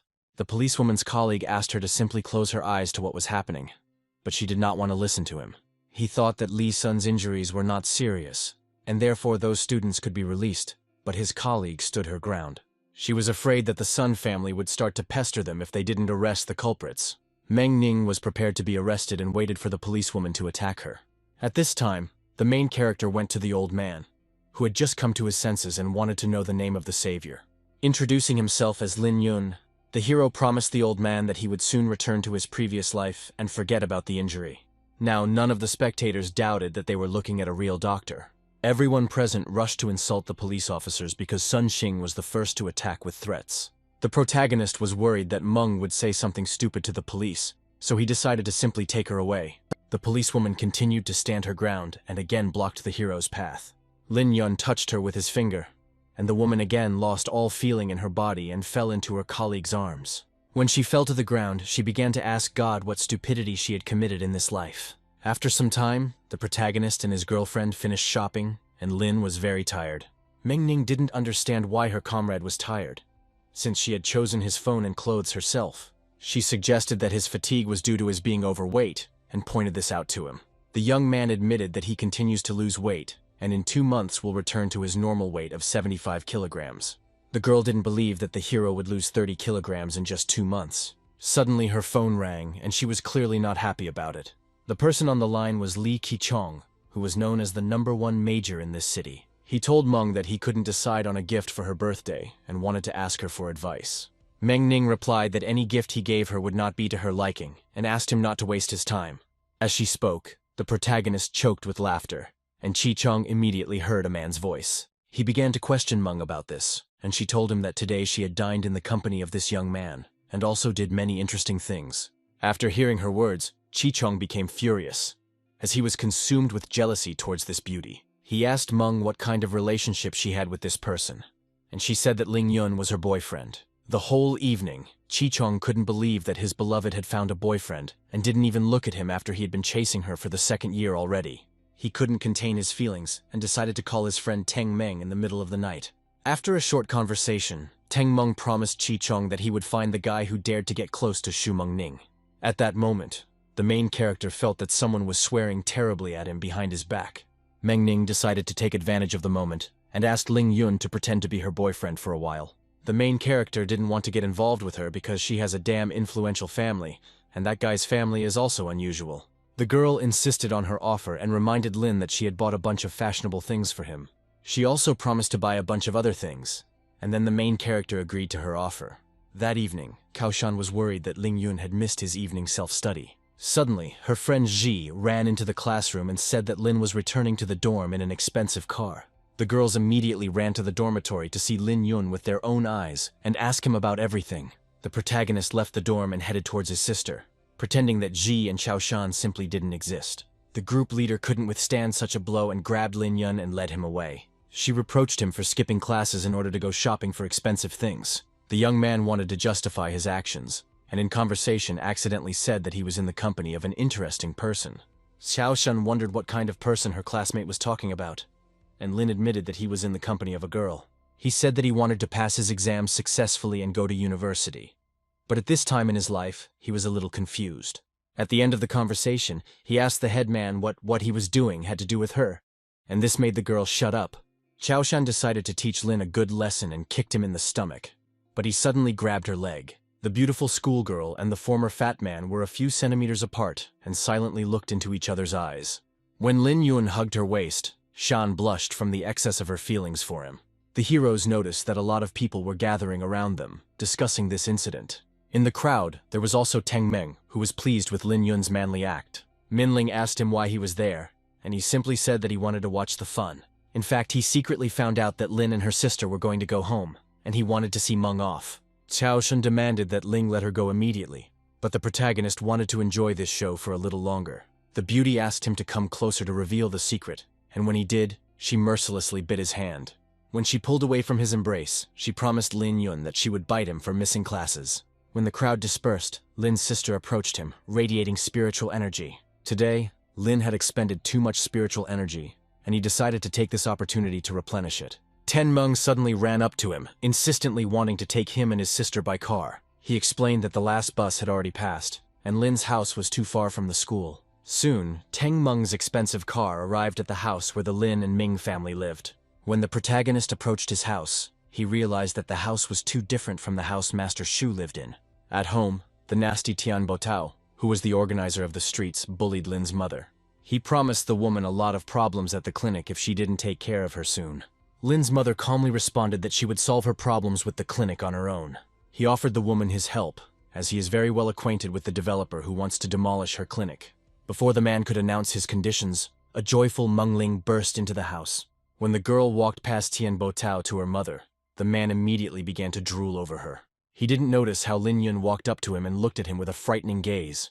The main character insulted this uninvited guest and reproached him for his high sexual activity. When the man demanded an apology from such an important person, Lin didn't hesitate to hit him in the face. Teng Meng entered the Lin family's house and asked them to leave Tian Botao in his care. Within seconds, the man fell to the floor and began to bleed. The main character did not understand why Ten himself dealt with Minling's offender. Tian Botai demanded that this situation be resolved peacefully, but Teng could no longer be stopped. Teng Meng grabbed the unpleasant man by his clothes and threw him out onto the street, face down on the asphalt. After the unpleasant situation, Lin introduced his mother to Ten Meng, who simply drove him and his sister home. Seeing such a beautiful woman, Teng Meng's mouth began to water, and Lin Yun immediately slapped him. Teng Meng confessed to his friend that his mother was too young and beautiful for her age. The aunt accepted this compliment and invited the guest to dine with them. In the kitchen, Meng and her mother began cooking lobsters and started talking about the fight. The aunt believed that she should not have stopped the children, because that evil man deserved these beatings. She asked her daughter to behave exactly like her brother in the future if someone bullied her. Minling couldn't understand why his mother never once called on Lin to fight back against the enemies who had bullied him for many years. The woman wanted her son to understand the difficult truths on his own without her advice. She decided to end this conversation and asked her daughter to bring the dishes for food. As she was leaving, Minling noticed that their mother was acting very strange today. Left alone, the aunt remembered her husband, after whose disappearance her family began to live too poorly. She never thought her son would bring home lobsters that she hadn't eaten since her husband went missing. After looking around Lin's apartment, Teng Meng concluded that his family was having a hard time coping. The protagonist acknowledged his family's situation and, winking at Ten, explained that this was why he needed a lot of money. From all of the above, Teng Meng thought that Ling Yun wanted to take away his existing funds by force. Teng Meng grew up in a wealthy environment where he was fed, clothed, and provided with the best of everything. Every Chinese New Year he received at least 100,000 wen as a gift. This young man never even thought that he lived differently than his peers until today. Just on the way here, he was bragging about how expensive his car was, and he didn't even pay attention to Lin and Min's feelings. Touched, with tears in his eyes, he was ready to give all his money to Lin to somehow help him cope with such a bad situation. He promised Lin that he would sell his car and give him the money he got, but Lin simply offered him a way to make money together. Teng Meng said that from the look in Lin's eyes, he thought that he wanted to take all the money from him by force.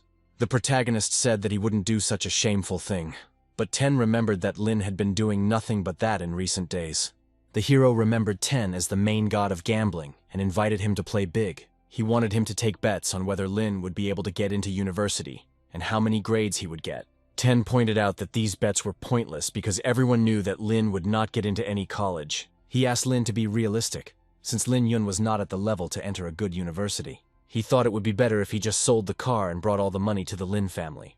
The main character reminded his friend about running with a bag of sand, thanks to which he brought down all the bettors. Teng Meng suggested that Yun's admission to a prestigious university might also be possible, and he agreed to take the risk. Lin Yun proposed a deal where they would deceive Ju Fu and Jun and the other rich students in the school. Their conversation was interrupted by the aunt, who invited everyone to join the table. Ten Ming can be called a gourmet to some extent, because he has tasted many delicious dishes in his life. Despite this, Auntie's culinary skills would make her a goddess in any restaurant and would surpass all of Teng Meng's delicious dishes. The young man did not understand why a person of such a level lived in this shabby clinic, and he felt uneasy in front of her. The mother asked her son to eat a few more servings because he had lost too much weight recently. Today, Lin Yun bought a lot of things and even took the initiative to teach Tian Botao a lesson. He is now a completely different person compared to the previous weak and incompetent Lin Yun. It seemed strange to him that his mother was not at all surprised by his strength, but took it for granted. After dinner, Teng Meng got ready to go home and promised that he would definitely visit this family next time. Lin Yun asked him to do one favor if he was going to have dinner with them again. The main character would like to rent an apartment near the school and asked Ten to find a suitable option. He explained his desires by saying that he wanted to live in a quiet area and not encounter too many people while training. On the way home, Ten couldn't stop thinking about Lin's family, in which all three people had different surnames. Moreover, Aunt Chin is dressed in ordinary clothes, but her manners are far superior to those of ordinary people. Meng assumed that his classmate had a fascinating history and a lot of suffering behind him. After dinner, the protagonist went to the Grass of the Sun to conduct another spiritual training. He got there in a short time and decided to use the time he saved to swim in the river. He had finally used up all the spiritual energy in his body, and now it was time to move on to the second level of tempering. After reaching the second level of body tempering, all aspects of the body will be improved. The amount of spiritual energy that Ling Yun could absorb would also increase with this. After hard training, the protagonist reached the second spiritual level of body tempering. At that moment, he felt a core of energy accumulation appear in the center of his abdomen. He realized that it was the immortal spiritual energy that protected his original spirit during the time travel and the crossing of the disaster. Lin thought that his spiritual energy was completely depleted after crossing time, but it turns out that it was hidden within his body. Unfortunately, he can't use it now, but this immortal energy will be very useful for his cultivation. He thanked God for such a gift and decided to start practicing the valuable technique of 50-fold stars. His training lasted until dawn, and Lin needed to get home quickly before they started looking for him. Meanwhile, at the food market, hooligans harassed a saleswoman and ordered her to leave the area. Lin Yun immediately felt that a group of men were bullying a pregnant woman right in the middle of the street. The hooligans insisted that the girl leave the market or pay for her trading place. One of the attackers suggested that she come to the bar with him that evening and chat, and then she would be able to sell whatever she wanted. The pregnant girl apologized and said that she was going to see her husband at the hospital in the evening. The guy was not against going with her to have fun in front of her husband, and then the girl could not stand it and slapped him. The man reacted instantly and swinging, felt Lin Yun's hand on himself. When the protagonist squeezed his hand, the guy shouted out that he was the nephew of the respected Tian Botao. The woman begged Lin to run away from this dangerous territory, as these people were not to be trifled with. Lin Yun didn't mind stretching his arms on them after such a hard night of training. In a matter of minutes, he neutralized all the attackers and threw them far away from this beauty. The young man realized that he needed to continue training because his body still felt pain when he punched. The pregnant girl began to lose consciousness from the sight of blood. But fortunately, Lin caught her in time. After scanning her body, he informed her that if she continued to work, both she and her baby would be in danger. He said that his family has its own clinic and invited the pregnant woman to come see him today. In addition, the main character gave the needy woman some money so that she could take care of her husband. When the woman refused, Lin explained that the money would cover the cost of food spoiled by the garbage. The woman could not hold back her tears, took the money, and left the market for home with great gratitude. At that moment, the main character realized that he had given her all the money he had with him, but he did not regret his good deed at all. Lin Yun heard that one of the attackers had come to his senses and was begging for mercy. The hero masterfully explained that the hooligans should pay him for the physical harm to his hand. He began to threaten to punish all the hooligans, and he finally agreed to pay the required amount. After this unpleasant situation, the pregnant woman came home and did not know how to thank Lin. She remembered that her husband had allowed her to sell the family heirloom if money became really tight. The beauty took the box with the relic and decided to give it to her savior as a gift. That same morning, Ling Yun returned home to find a worried Min Ling waiting for him. The mother simply calmly asked her son not to leave for long periods of time again, or to warn his sister. When the sister brought her brother clean clothes, she noticed an interesting box on his table. When Ling Yun allowed her to open the box, the girl placed her hands on the jade, and the jade began to absorb her energy. For the first time in his life, Lin Yun sees something that can suck spiritual energy from the body. Now he understands that in front of him is a repository in which his own energy can be stored. Previously, he thought that the power of the 7 luminaries spiritual grass was simply dispersed into space. Now, thanks to this box, Lin will be able to store spiritual energy and access it whenever she wants. He thought it was almost the same as having an energy-gathering talisman that could be used infinitely. After this, the heroes went to a family dinner, where Lin wanted to confess how he became rich. He hinted to his mother that he could help her with the clinic, because he was able to cure any disease. The mother did not react to these strange words of her son and accepted the offer. She happily went shopping with Min Lin, while Lin remained as a clinic worker. The hero believed that people had a wonderful chance to be treated by such an immortal doctor who would save them from any disease. When no patients came to see him for several hours, he decided not to waste time and practice with needles. He took the golden needles and threw them at the target, hitting the right spots on the little man. Lin walked towards the door to inspect the target, and at that moment, his entire body was covered in spiritual energy. The immortal energy itself was activated in Lin's body, and helped him directly break through to the 3rd level of body tempering. The hero wanted to take advantage of this opportunity to quickly break through to the 4th level, but he failed. After many attempts, he fell to the floor, exhausted, and saw that the pregnant girl had come to him. Lin Yun decided to confess to her that he was a master of Chinese medicine who could definitely help her. The pregnant girl assumed a lying position, and her whole body trembled with fear.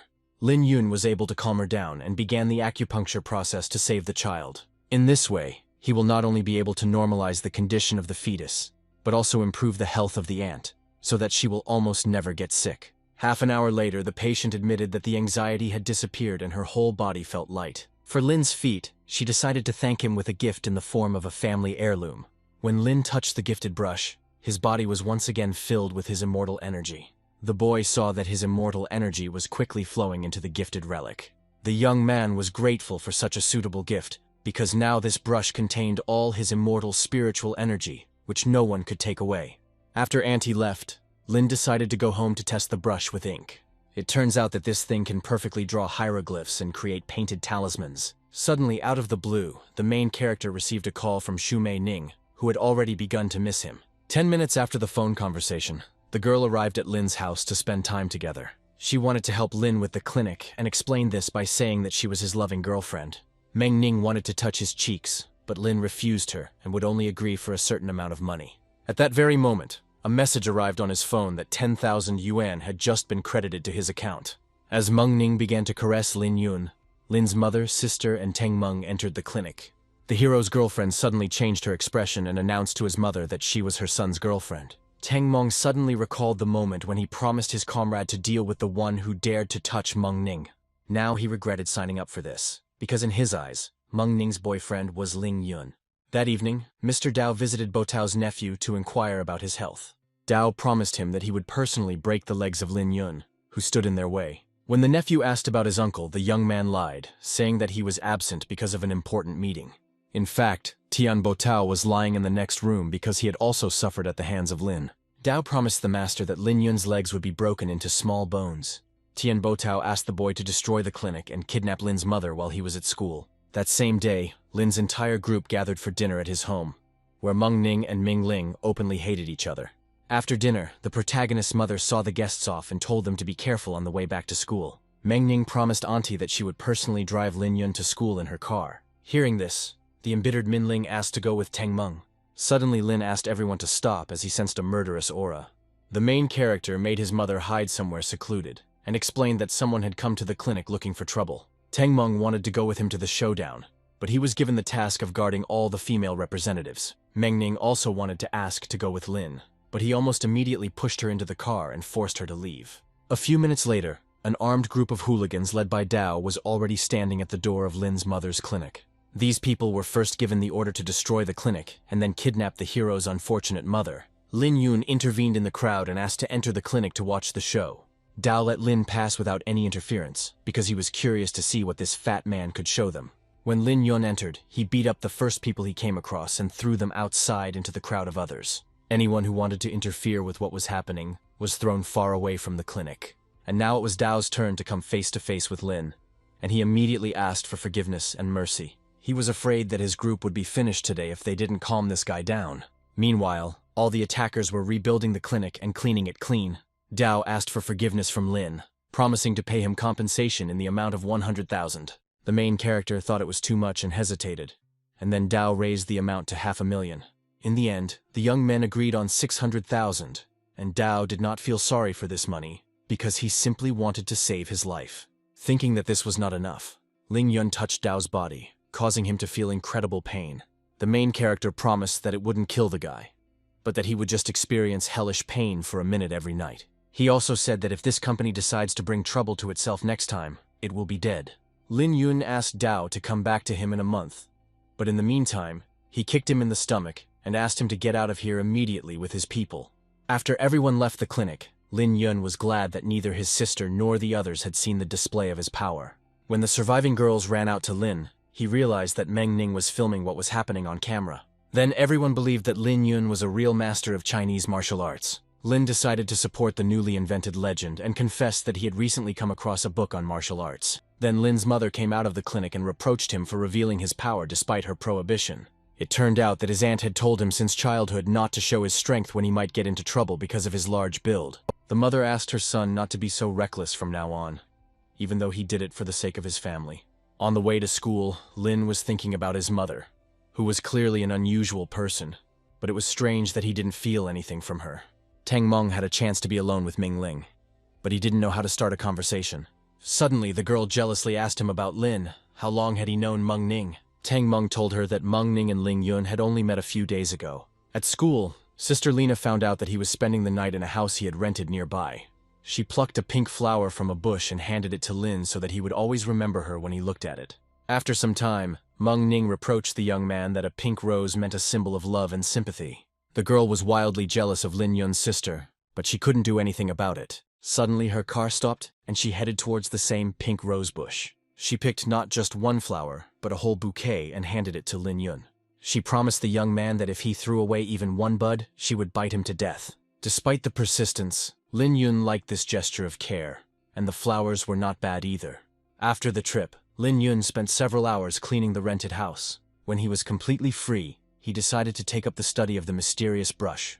At his current level, it's hard to hurt him with normal sharp weapons, but this brush was able to injure him. When he simply touched the palm, the hand easily pierced the skin and released blood. The protagonist noticed that this relic was capable of sucking absolutely all the blood out of him and easily killing him. Luckily this time the brush absorbed some blood and recognized him as its new owner. After all this, Lin Yun finally felt a connection with the brush and a special energy from it. The boy realized that the relic could be used to draw amulets and engrave formations.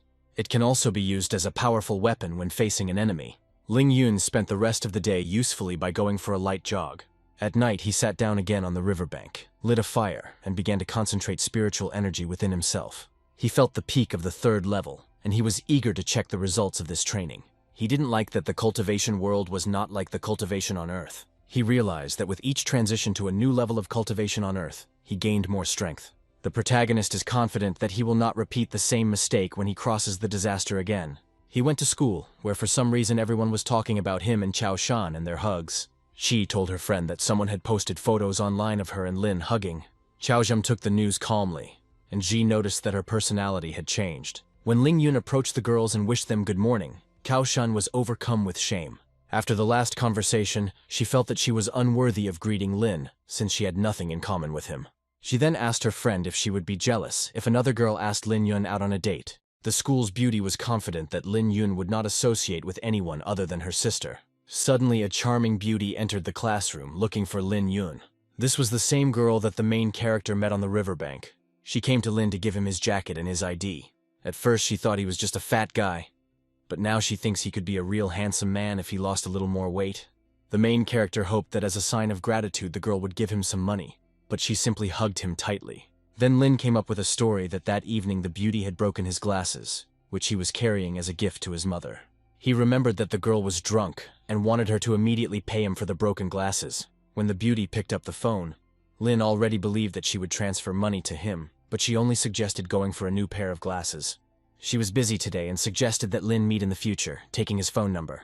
When the girl saved by the young man left the school, another beauty entered the classroom, looking for him. The main character did not know who it was, but during the conversation it turned out that it was the granddaughter of the old man whom Lin saved in the accident. He hoped that at least this girl would pay him for saving his grandfather. While he was thinking about money, all the students were speechless at the sight of this beauty. Lin heard from his classmates that this goddess had an expensive car, and he figured that she would pay him a considerable sum. Then he invited the girl to sit in her car and talk in private. This Lin was very different from the guy the old man's granddaughter had imagined. In the car, Lin hinted to the girl several times that she had a great car, but the girl did not like this behavior. The granddaughter admitted that she came to the school to modestly thank the young man for saving a stranger. The protagonist hinted that people usually spend huge amounts of money to receive his highly qualified treatment. The granddaughter admitted that she could pay any price that Lin named. Adding a touch of audacity, the main character said that he wanted $1 million to save the victim. He got out of the car and reproached the lady that she did not love her grandfather since she was not ready to pay for him. Suddenly, the beauty stopped him by the hand and said that she considered her grandfather's life to be the most important thing in the whole world. She handed Lin a check for $500,000, and Lin clearly did not expect this outcome. After thinking for a bit, the beauty agreed to give Lina this wonderful, expensive car. She left without saying goodbye and brazenly slammed the car door. When Lin Yun was left inside his new car, he realized that his conscience didn't even prick his heart. He decided that he would go back to school and give this car to his sister, but he faced one difficulty, which was driving the car. He got out of the car, lifted it up with one hand, and again forgot that no one should see his abilities. Meanwhile, Ji and Chao Shan were already discussing his actions, but the school's beauty was not surprised at all. The friend believed that if Shan continued to behave like this, her lover would be taken away by another girl. The conversation between the two beauties was interrupted by the appearance of a strange guy, who was clearly from an intelligent family. In this class, everyone recognized Li Chichong, who was studying at the capital university, and who was also looking for Lin Yun. The lovers of Ling Ji and Cao Shan suddenly changed their shoes and looked at Chichong with loving eyes. When Lin Yun walked out to this young man, Meng suddenly appeared between them. It was indeed Li Chichong, who had been pursuing Meng for years, and now just wanted to look at Ling Yun. The young man asked the girl to think again about his proposal, because for her sake, he had refused many beauties of the city. Lin decided to play his role brilliantly and reproached Li Qicheng for chasing after his girlfriend. Unfortunately, his remark was heard by Ji and Cao Shan, who were shocked by the news. Li Qicheng believed that Meng Ning was not so blind and could not choose him, the handsome man from the capital. Meng decided to prove the annoying suitor wrong and, reaching out to Lin, approached his lips. The main character was not against kissing this beauty, because she had long owed him a kiss for saving her grandfather. The crowd once again supported the main character, despite the fact that he had just recently hugged Shan. Qicheng was completely out of his mind by what was happening, and wanted to take proper revenge on Lin. He felt a sharp blow to his heart and instantly fell to the floor in front of Lin. Meng Ning knew that Qicheng had a congenital heart defect, so she began to blame herself for what happened. Ten Meng, who stood in the center of the crowd, came to the aid of the main character. He begged the boss to immediately save Qicheng since he was his childhood friend. While the main character was dealing with the victim, a company led by Tu Gan approached them. Teng Mong informed Lin that Tu Gang had come here with a group from the Green Dragon Gang.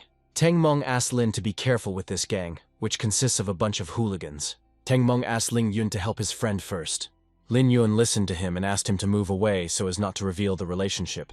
Xiao Shan also arrived at the scene, and Teng Meng forbade her to go to Ling at such a dangerous time. The hooligans surrounded Lin Yun and the injured Chi Chong, and waited to see what would happen next.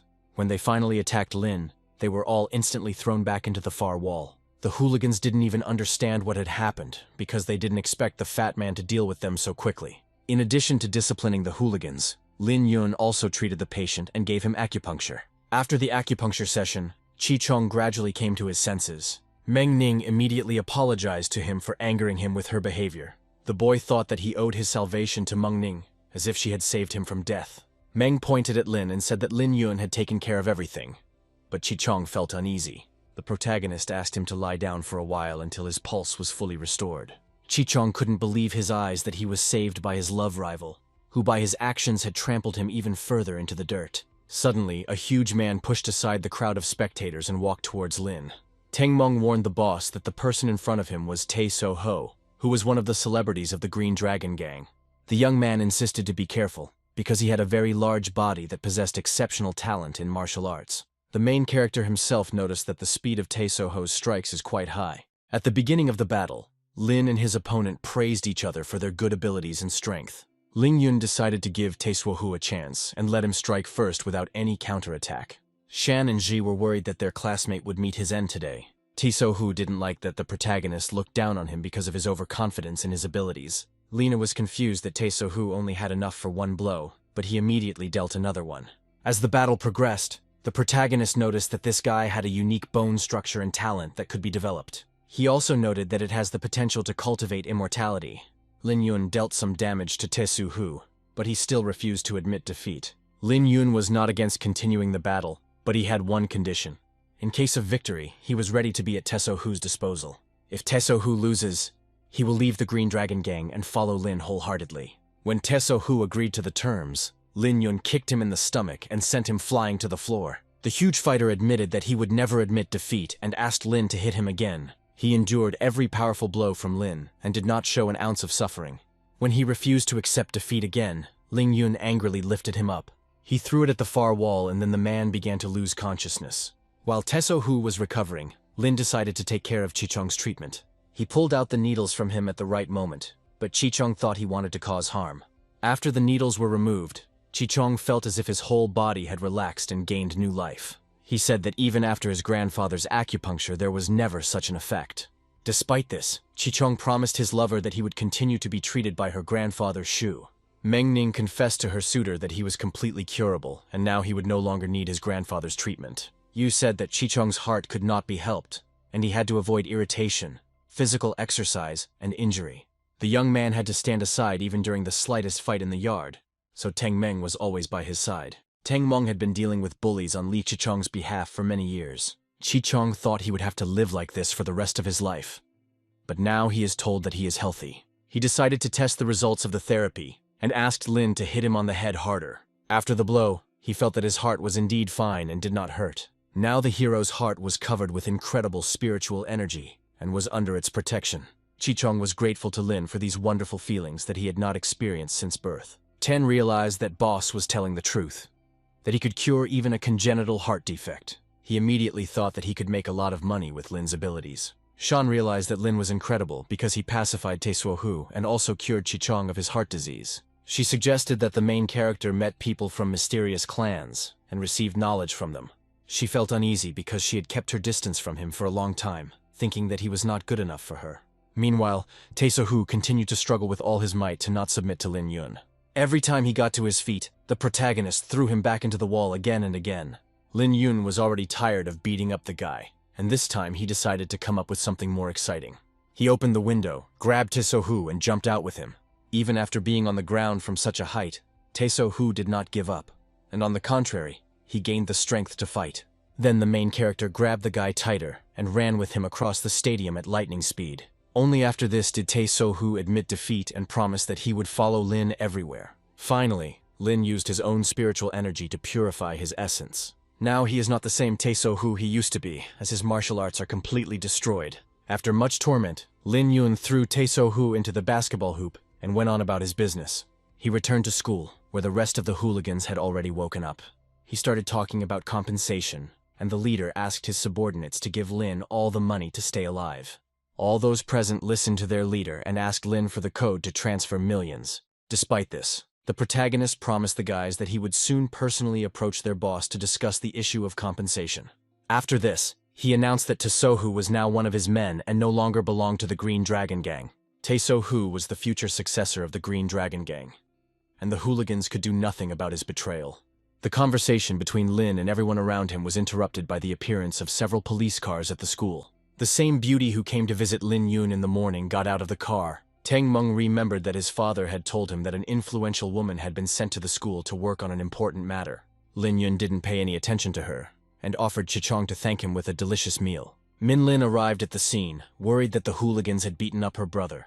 Lin Yun invited her and everyone around him to a cafe and said that he would treat everyone at his own expense. Tang Meng hinted to Chichong that Lin meant for him to be the one to pay everyone's bill.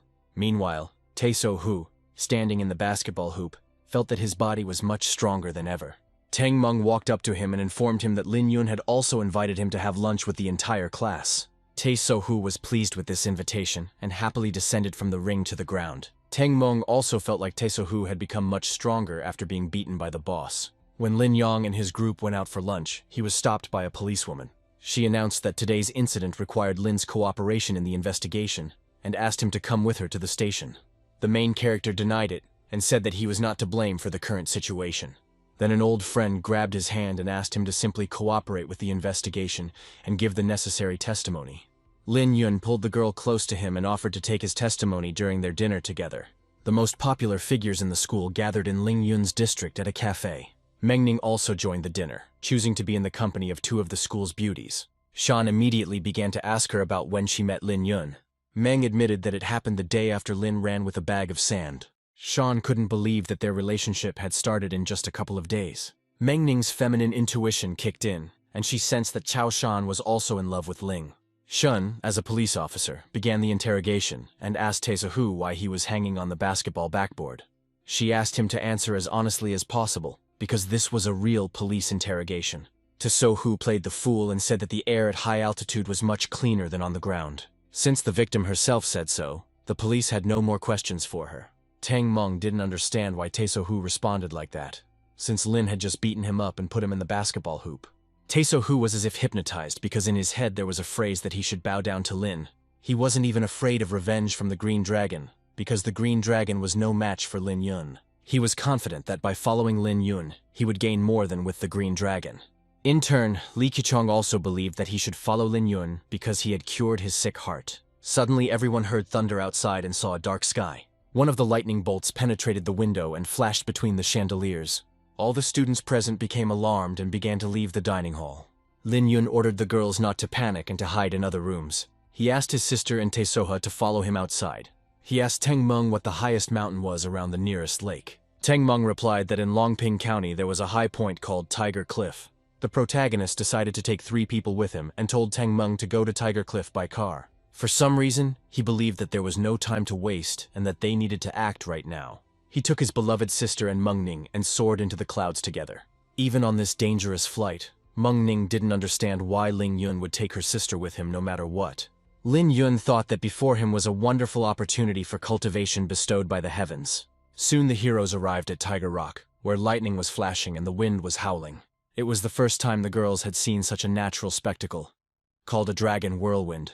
The dragon vortex periodically appears over warm water, the upper end of which is associated with thunderclouds, and the lower end goes directly to the water. Because this whirlwind was too big, it seemed as if there was a trace of a dragon here. While the hero was thinking about this, he looked into the vortex and saw a real energy dragon in front of him.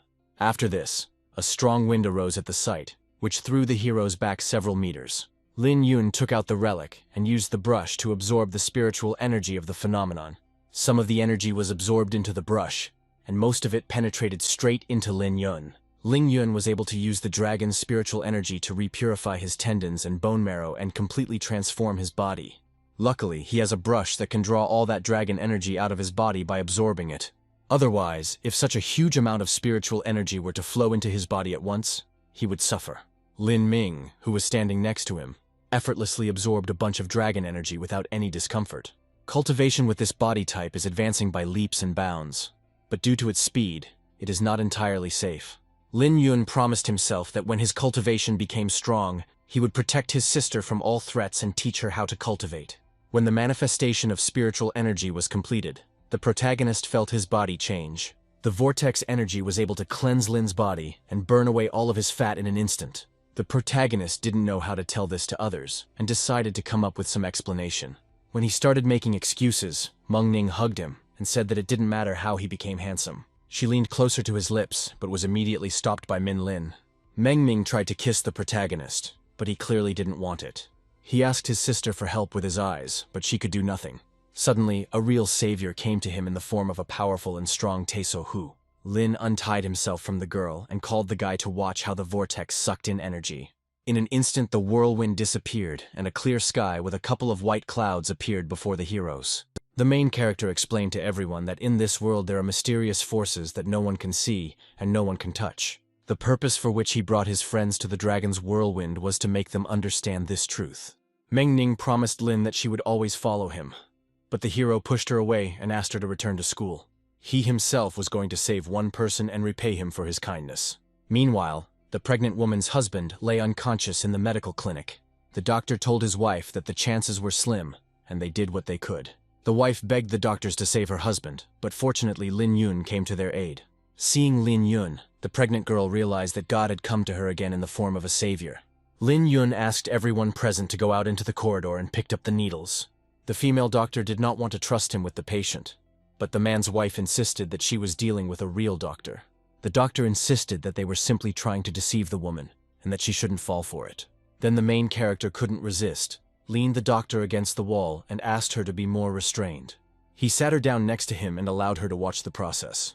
During the acupuncture process, he told a story that he had once already cured this aunt and her child. 20 minutes after the acupuncture session, the patient came to and opened his eyes. The female doctor could not believe that the patient was able to wake up and even sit on the couch. The couple didn't know how they would thank Lin, because they had nothing left. The main character refused to pay because he had already earned a lot of money over the past 2 days. By extorting compensation, he was able to earn tens of thousands. The couple continued to think about payment, but suddenly a message came on their phone. The woman saw that a transfer of 30,000 had been received on her bank card. Compared to the cost of that magic brush, this amount was nothing to Lin. Lin asked his aunt to buy the best medicine for her husband to help him recover. After another rescue, Lin said goodbye to the couple forever and left the clinic. After he left, the couple burst into tears and decided to erect a statue for Lin Yun in their garden.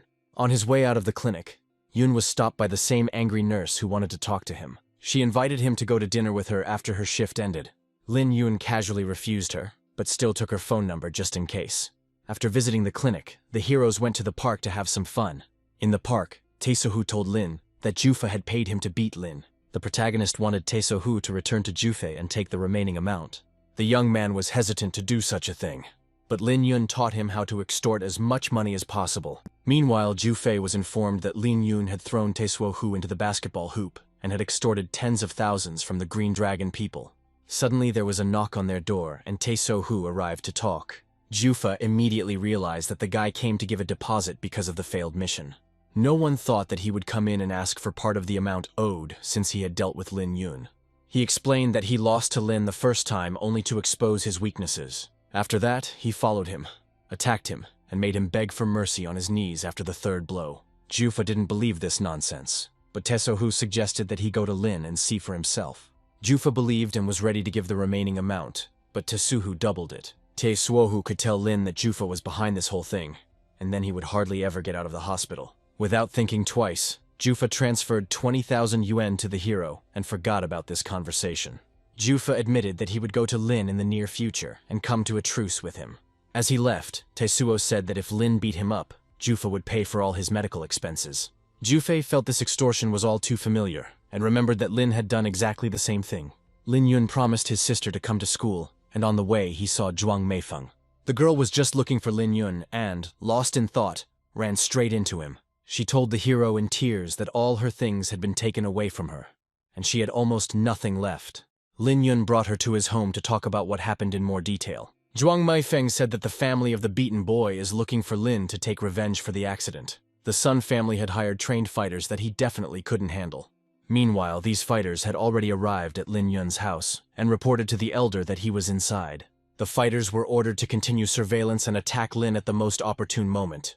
Zhuang explained that the Sun family was so powerful that one casual word could ruin someone's life. Lin didn't understand why the girl didn't want to marry Sun if his family was so powerful. The girl explained that the man was a complete pervert, in whose head there was nothing but debauchery.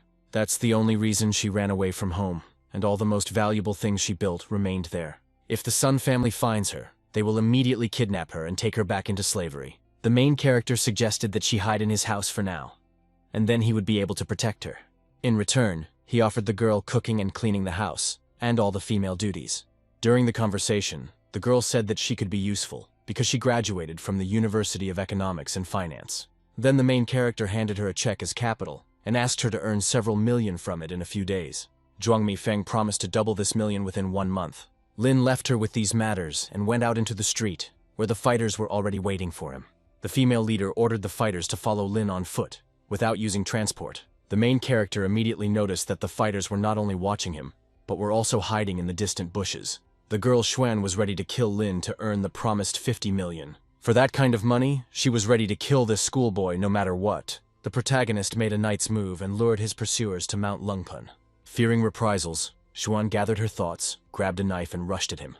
When she wanted to plunge the knife into his back, it didn't penetrate Lin even a centimeter. Her colleague decided to do the same, but did not achieve any results. Then the protagonist suddenly grabbed the man and threw him towards Xuan, buying time. The attackers flew several meters and hit a large rock with all their might. The main character took the upper hand in this situation and began to threaten the couple with a knife. Just as Xuan was about to launch a counterattack, she noticed that Ling Yun had disappeared from her sight. The main character fooled everyone and, having appeared, cut Xuan's clothes. Then her colleague was worried that he didn't have the strength to deal with this schoolboy. He wanted to run away, but Lin Yun immediately grabbed him and stabbed him in the head. Xuan realized that she and her colleagues had underestimated Lin because he had easily killed one of the strongest fighters. Lin Yun decided to spare the girl, and began to interrogate her for information about her organization. She said that there are similar organizations all over the world that are assigned a certain color depending on their level. Most often, such organizations are managed by people with a heavenly level of success. She said that she belongs to one of the largest organizations of killers, where special-level killers run the organization. At the end of the interrogation, the main character asked the girl how much money she had. He could easily kill this attacker, but it was better to keep her alive in order to learn more secrets of this world. The girl Xuan chose to be saved, and offered Lin 17 million as compensation. Lin Yun decided to first heal the girl's wounds, and then deal with the rest of the killers together with her. After a few minutes, Xuan asked the fighters to gather at the top of the road, where she was waiting for their help. She pretended that Lin Yun had attacked her, and now she couldn't walk because of the injury. As the fighters went to help her, Lin Yun appeared behind them.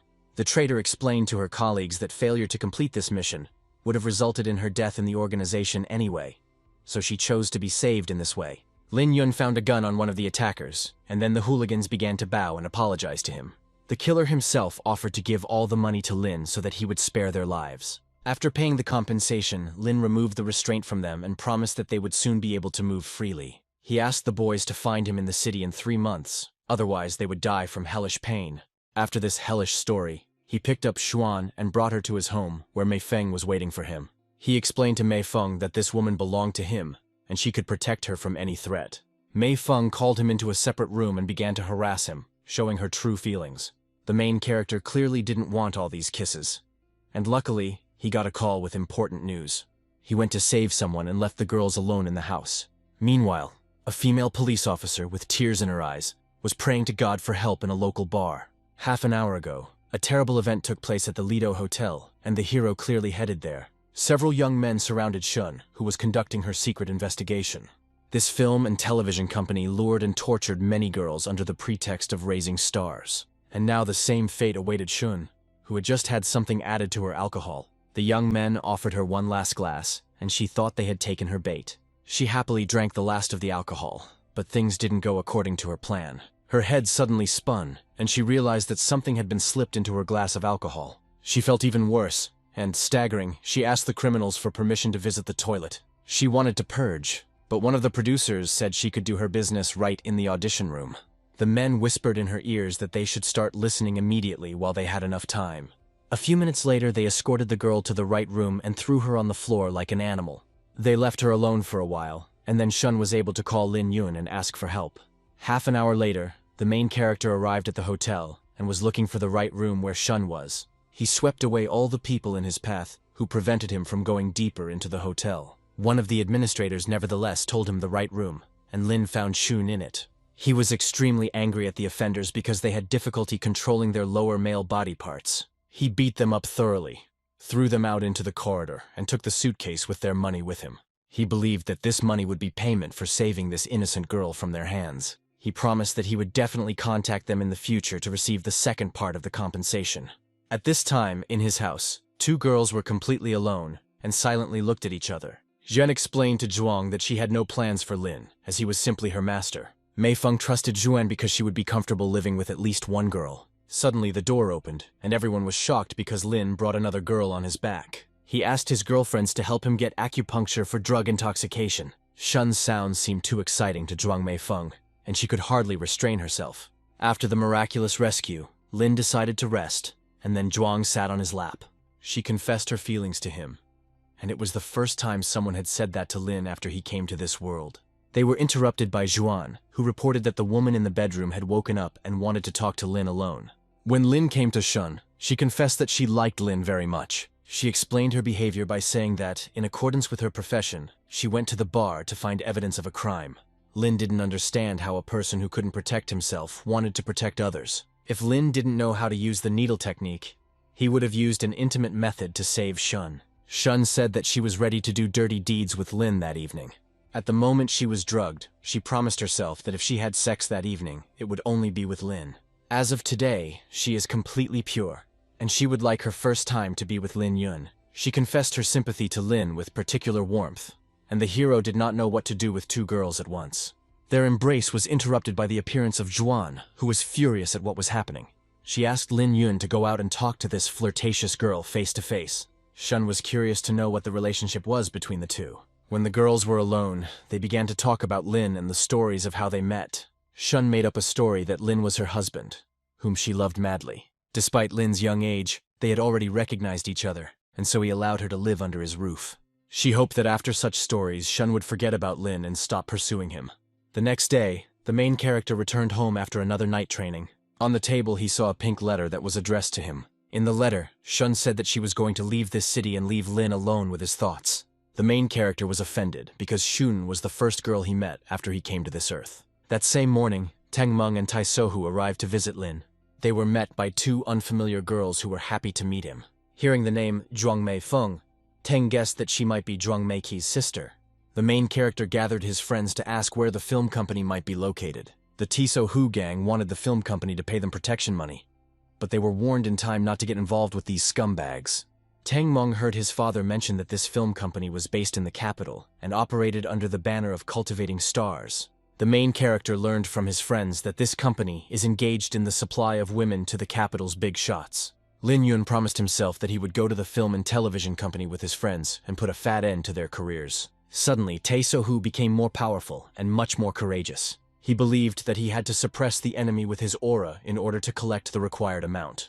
Upon arriving at the film company, Tae-So Hu informed their receptionist that they had kidnapped his girlfriend and ruined her life. The company director came out to him and wanted to sort this issue out peacefully. The director assured the guests that his film company was legal and that they had no problems. The director decided to look into everything thoroughly and invited the guests to go to his office. While everyone was walking into the office, he asked his assistant to call as many people as possible. This whisper was heard by the main characters, who immediately became enraged and attacked the director. The director assumed that these were the personal tricks of his subordinates. He couldn't believe that his company's practice was true. If this case is handed over to the Big Eye, the capital side will definitely shift all the blame onto him, and then his life will be completely over. Tae-So Hu offered the company to pay his girlfriend for emotional damages, physical injury, and loss of virginity. At that time, the workers were absolutely sure that this guy had come to blackmail them. The director offered a sum of 30,000, and Tae-So Hu immediately threw him to the floor, naming a sum of 30 million. Suddenly, the office doors opened, and a group of serious people entered. Neither the protagonist nor Teng Meng had any doubt that they would be able to defeat these guys. The gang leader looked around the room and told his subordinates that something was wrong. Lin Yun promised those who entered that once they saw the blood, they would be willing to pay money. Tang Meng decided to reprimand Lin for not allowing him to prove himself and extort funds. The protagonist told his friend that in this situation it was necessary to give the main role to Tae-so Hu. The guy dealt well with all the fighters attacking him and threw them into all the walls. The main character hasn't seen Tae-so Hu for only a few days, but he has already become so strong. After beating up all the hooligans, Tae-Hu reprimanded the director for sending people to destroy him. The director and his secretary fell to their knees and began to apologize to Tae-so Hu, talking about compensation. After lengthy negotiations, the company transferred 50 million to Tae-so Hu's account. The protagonist demanded that the director write a promissory note, according to which the television company would be transferred to Lin if she did not pay the remaining money. He also promised that if the company continued to engage in bad behavior in the future, it would not be able to get away with monetary compensation. After visiting the TV company, the main character announced to his comrades that he now had enough money to buy a villa. He went with them to a cottage village where there were beautiful villas. Tang Meng was against the purchase, as the boss's money might not be enough, but Tae-so Hu was in favor of the villa idea. They were stopped by a lady who informed them that proof of ownership was required to visit the villas. This means that the heroes must have at least 50 million in savings in their accounts. Lin Yun then asked them to check his card, and after checking, the girls greeted the guests. Tang Meng and Ling Yun had their eye on one of the most expensive mansions, and the protagonist immediately purchased it for himself. Before buying, he decided to contact Chi Chong, who has connections to get a discount on the purchase of the house. After the first villa, Lin Yun decided to buy a second villa, and this made Tang Meng angry. The main character told his comrades that he had 80 million, and all the guys were stunned. Meanwhile, a neighbor informed Lin's mother that their building would soon be demolished. She was glad that she would have a place to live because her son bought her a 3-room apartment in the city. She was sorry that her aunt would not be able to work after the clinic was demolished and feed 2 children. Lin's mother promised that she would work hard and be able to survive even in these difficult times. Deep down, she knew that she had too much suffering to endure, and she was slowly preparing herself for it. Then an expensive yellow car pulled up to the clinic, and Lin Yun and his friends got out. The mother reproached her son for returning without warning, and Lin said that he had prepared a surprise for her. He was especially happy to tell his mother that he had brought this luxurious yellow car for her. The mother did not react to this news in any way, but the neighbor was drooling with envy. In addition, Lin Yun informed his beloved mother that he had bought 2 villas by the bay for her. He handed her 2 keys, and the woman herself had to choose which villa she would live in for the rest of her life. Lin's friends didn't understand why his mother wasn't surprised at all when she heard about the luxury car and villas.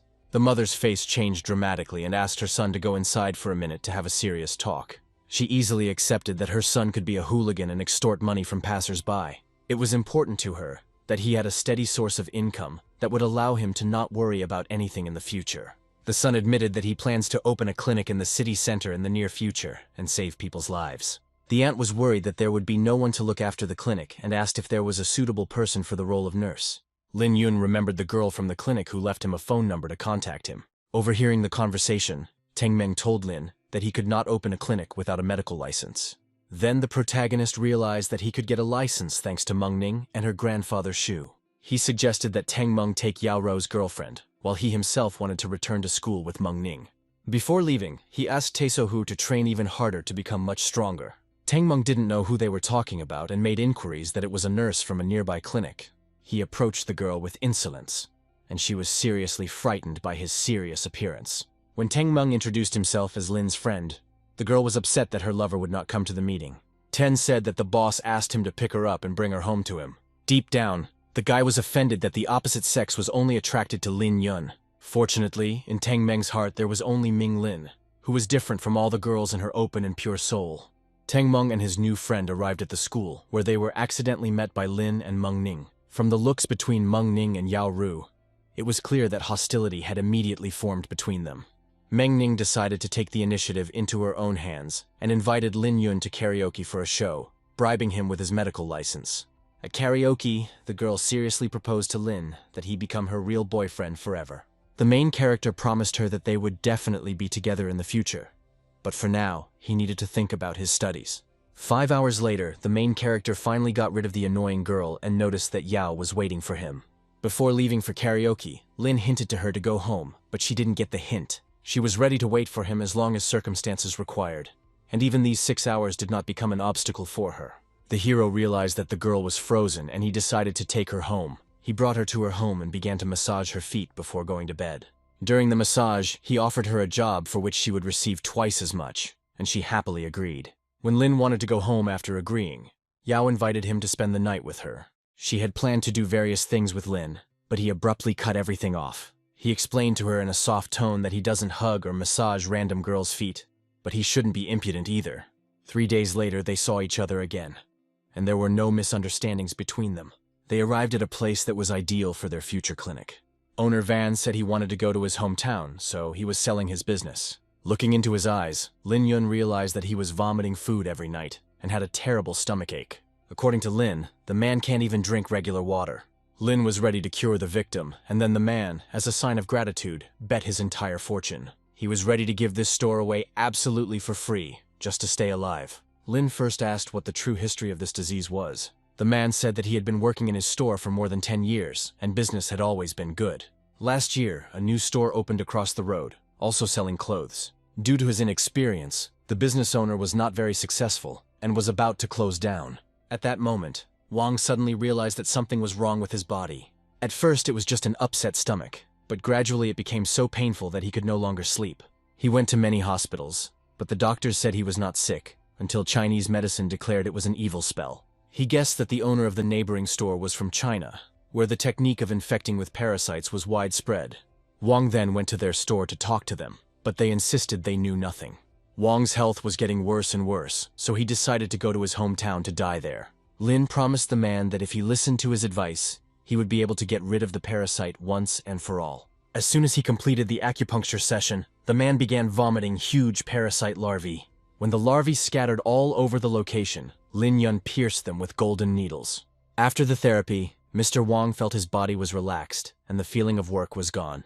Unexpectedly, the culprits showed up as soon as the parasites were removed from the man's body. They yelled at the school children and asked them to mind their own business. They launched several parasites towards Lin, but the protagonist immediately fought them off with needles. Then the gang leader realized that it was Lin who helped Wang destroy all the parasites. He accused the hero of breaking the rules of the world and at the same time launched a new batch of parasites into him.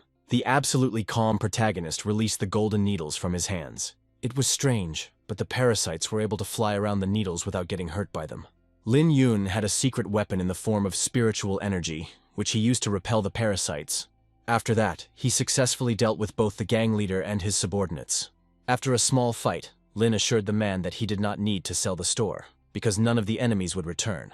The man gave the store to Lin with special gratitude for saving his life. Now the issue with the clinic has been resolved, and in the future, Lin will not have to worry about money. Soon, he will be able to reach the 4th level of body cultivation, so it is time to prepare for making talismans. To make the talismans, the blood of a demonic beast is needed, but Lin is not sure that there are such beasts on this planet. This beast could be replaced with the blood of roosters and black dogs, and Lin asked his assistant to purchase these ingredients for him. If Lin had made a spiritual power-gathering talisman with the help of the beast, he wouldn't have had to rely on the sungrass. He headed to the coast to greet the herb of the 7 luminaries. Suddenly, he felt someone sneaking up on him, and turning around, he saw a spiritual fox. Taking a closer look, he realized that the little girl was seriously injured. He picked her up and felt that there were serious injuries inside her. He inserted 1 golden needle into the animal, and the fox immediately came to its senses. Suddenly, the fox became nervous and pulled Lin somewhere to the side. The hero followed her, and they came to a rocky cave. The energy in this cave was very unusual, and there was clearly something wrong with it. The protagonist thought about it, and realized that this was the dragon's natural burial place. Suddenly, the protagonist's phone rang, and he was informed that Xiao felt terrible pain all over her body. Arriving home, the main character immediately helped the girl regain her strength. After this, he went to talk to Zhuang, to whom he explained that they were completely different. He explained that in the future he could save the lives of many people, and also take them away if necessary. Without thinking twice, Zhuang threw herself into Lin's arms and told him that she accepted him as he was. The young people intertwined in a kiss and spent a long time in each other's arms. Ling Yun promised Zhuang that he would protect her for the rest of his life. Suddenly, Lin Yun heard that the spiritual fox had entered the room. The fox showed with all her appearance that she wanted to stay and live with Lin. Zhuang didn't mind, since it was just an animal, not another woman. The fox would change form in the future and take on the appearance of a girl, and Lin decided that he would tell the girls about this a little later. Suddenly, Lin abruptly left the house because Cao Shan called him to talk. Shan asked Lin the first question and asked if he liked her. The main character thought all this time that the headman hated him because she was so rude to him. The girl assumed that the mentor who taught Lin to cultivate had forbidden him from having a relationship. The young man agreed, and suddenly realized that an ordinary high school girl knew about cultivation. She told him that there were and are cultivators in her family. It turns out that the likes of Lin, whom he had been looking for so long, were always near him. The girl said that there are many large families in China, some of which are hidden from the world. Non-secret clans, in addition to being rich and influential, must meet two conditions. First, one of the clan members must occupy an important position in the state apparatus.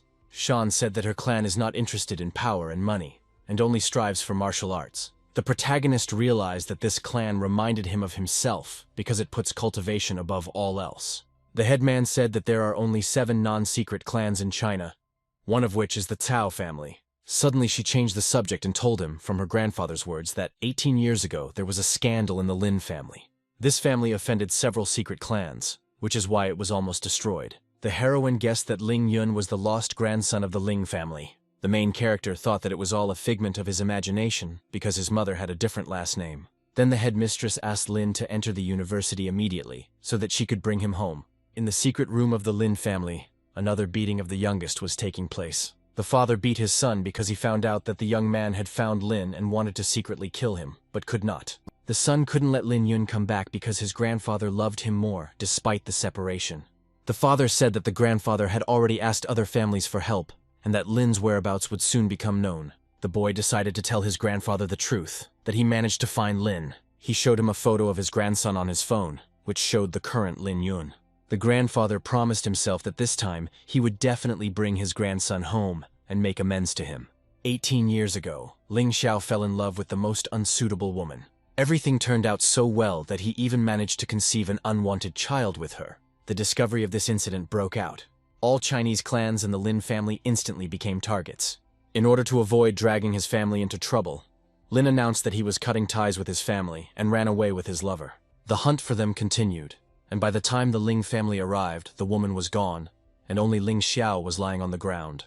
The man lost the ability to practice martial arts and has since become a walking corpse. He did not leave the family until 3 months ago, when he received a letter written in blood. He read that his beloved saved their son and named him Lin Yun, just as he wanted. The old man promised himself that if anyone dared to cause trouble for Lin, he would fight them without sparing his bones. The young man was glad that he had taken the initiative and told Lin's whereabouts. He told the old man that Lin Yun was adopted as a child and was now a senior in high school. He even revealed that he was adopted by a woman named Qin, who has a daughter named Mingling. Hearing this woman's surname, the old man realized that it was a 100% coincidence, and that Ling Yun was the unwanted grandson of the past.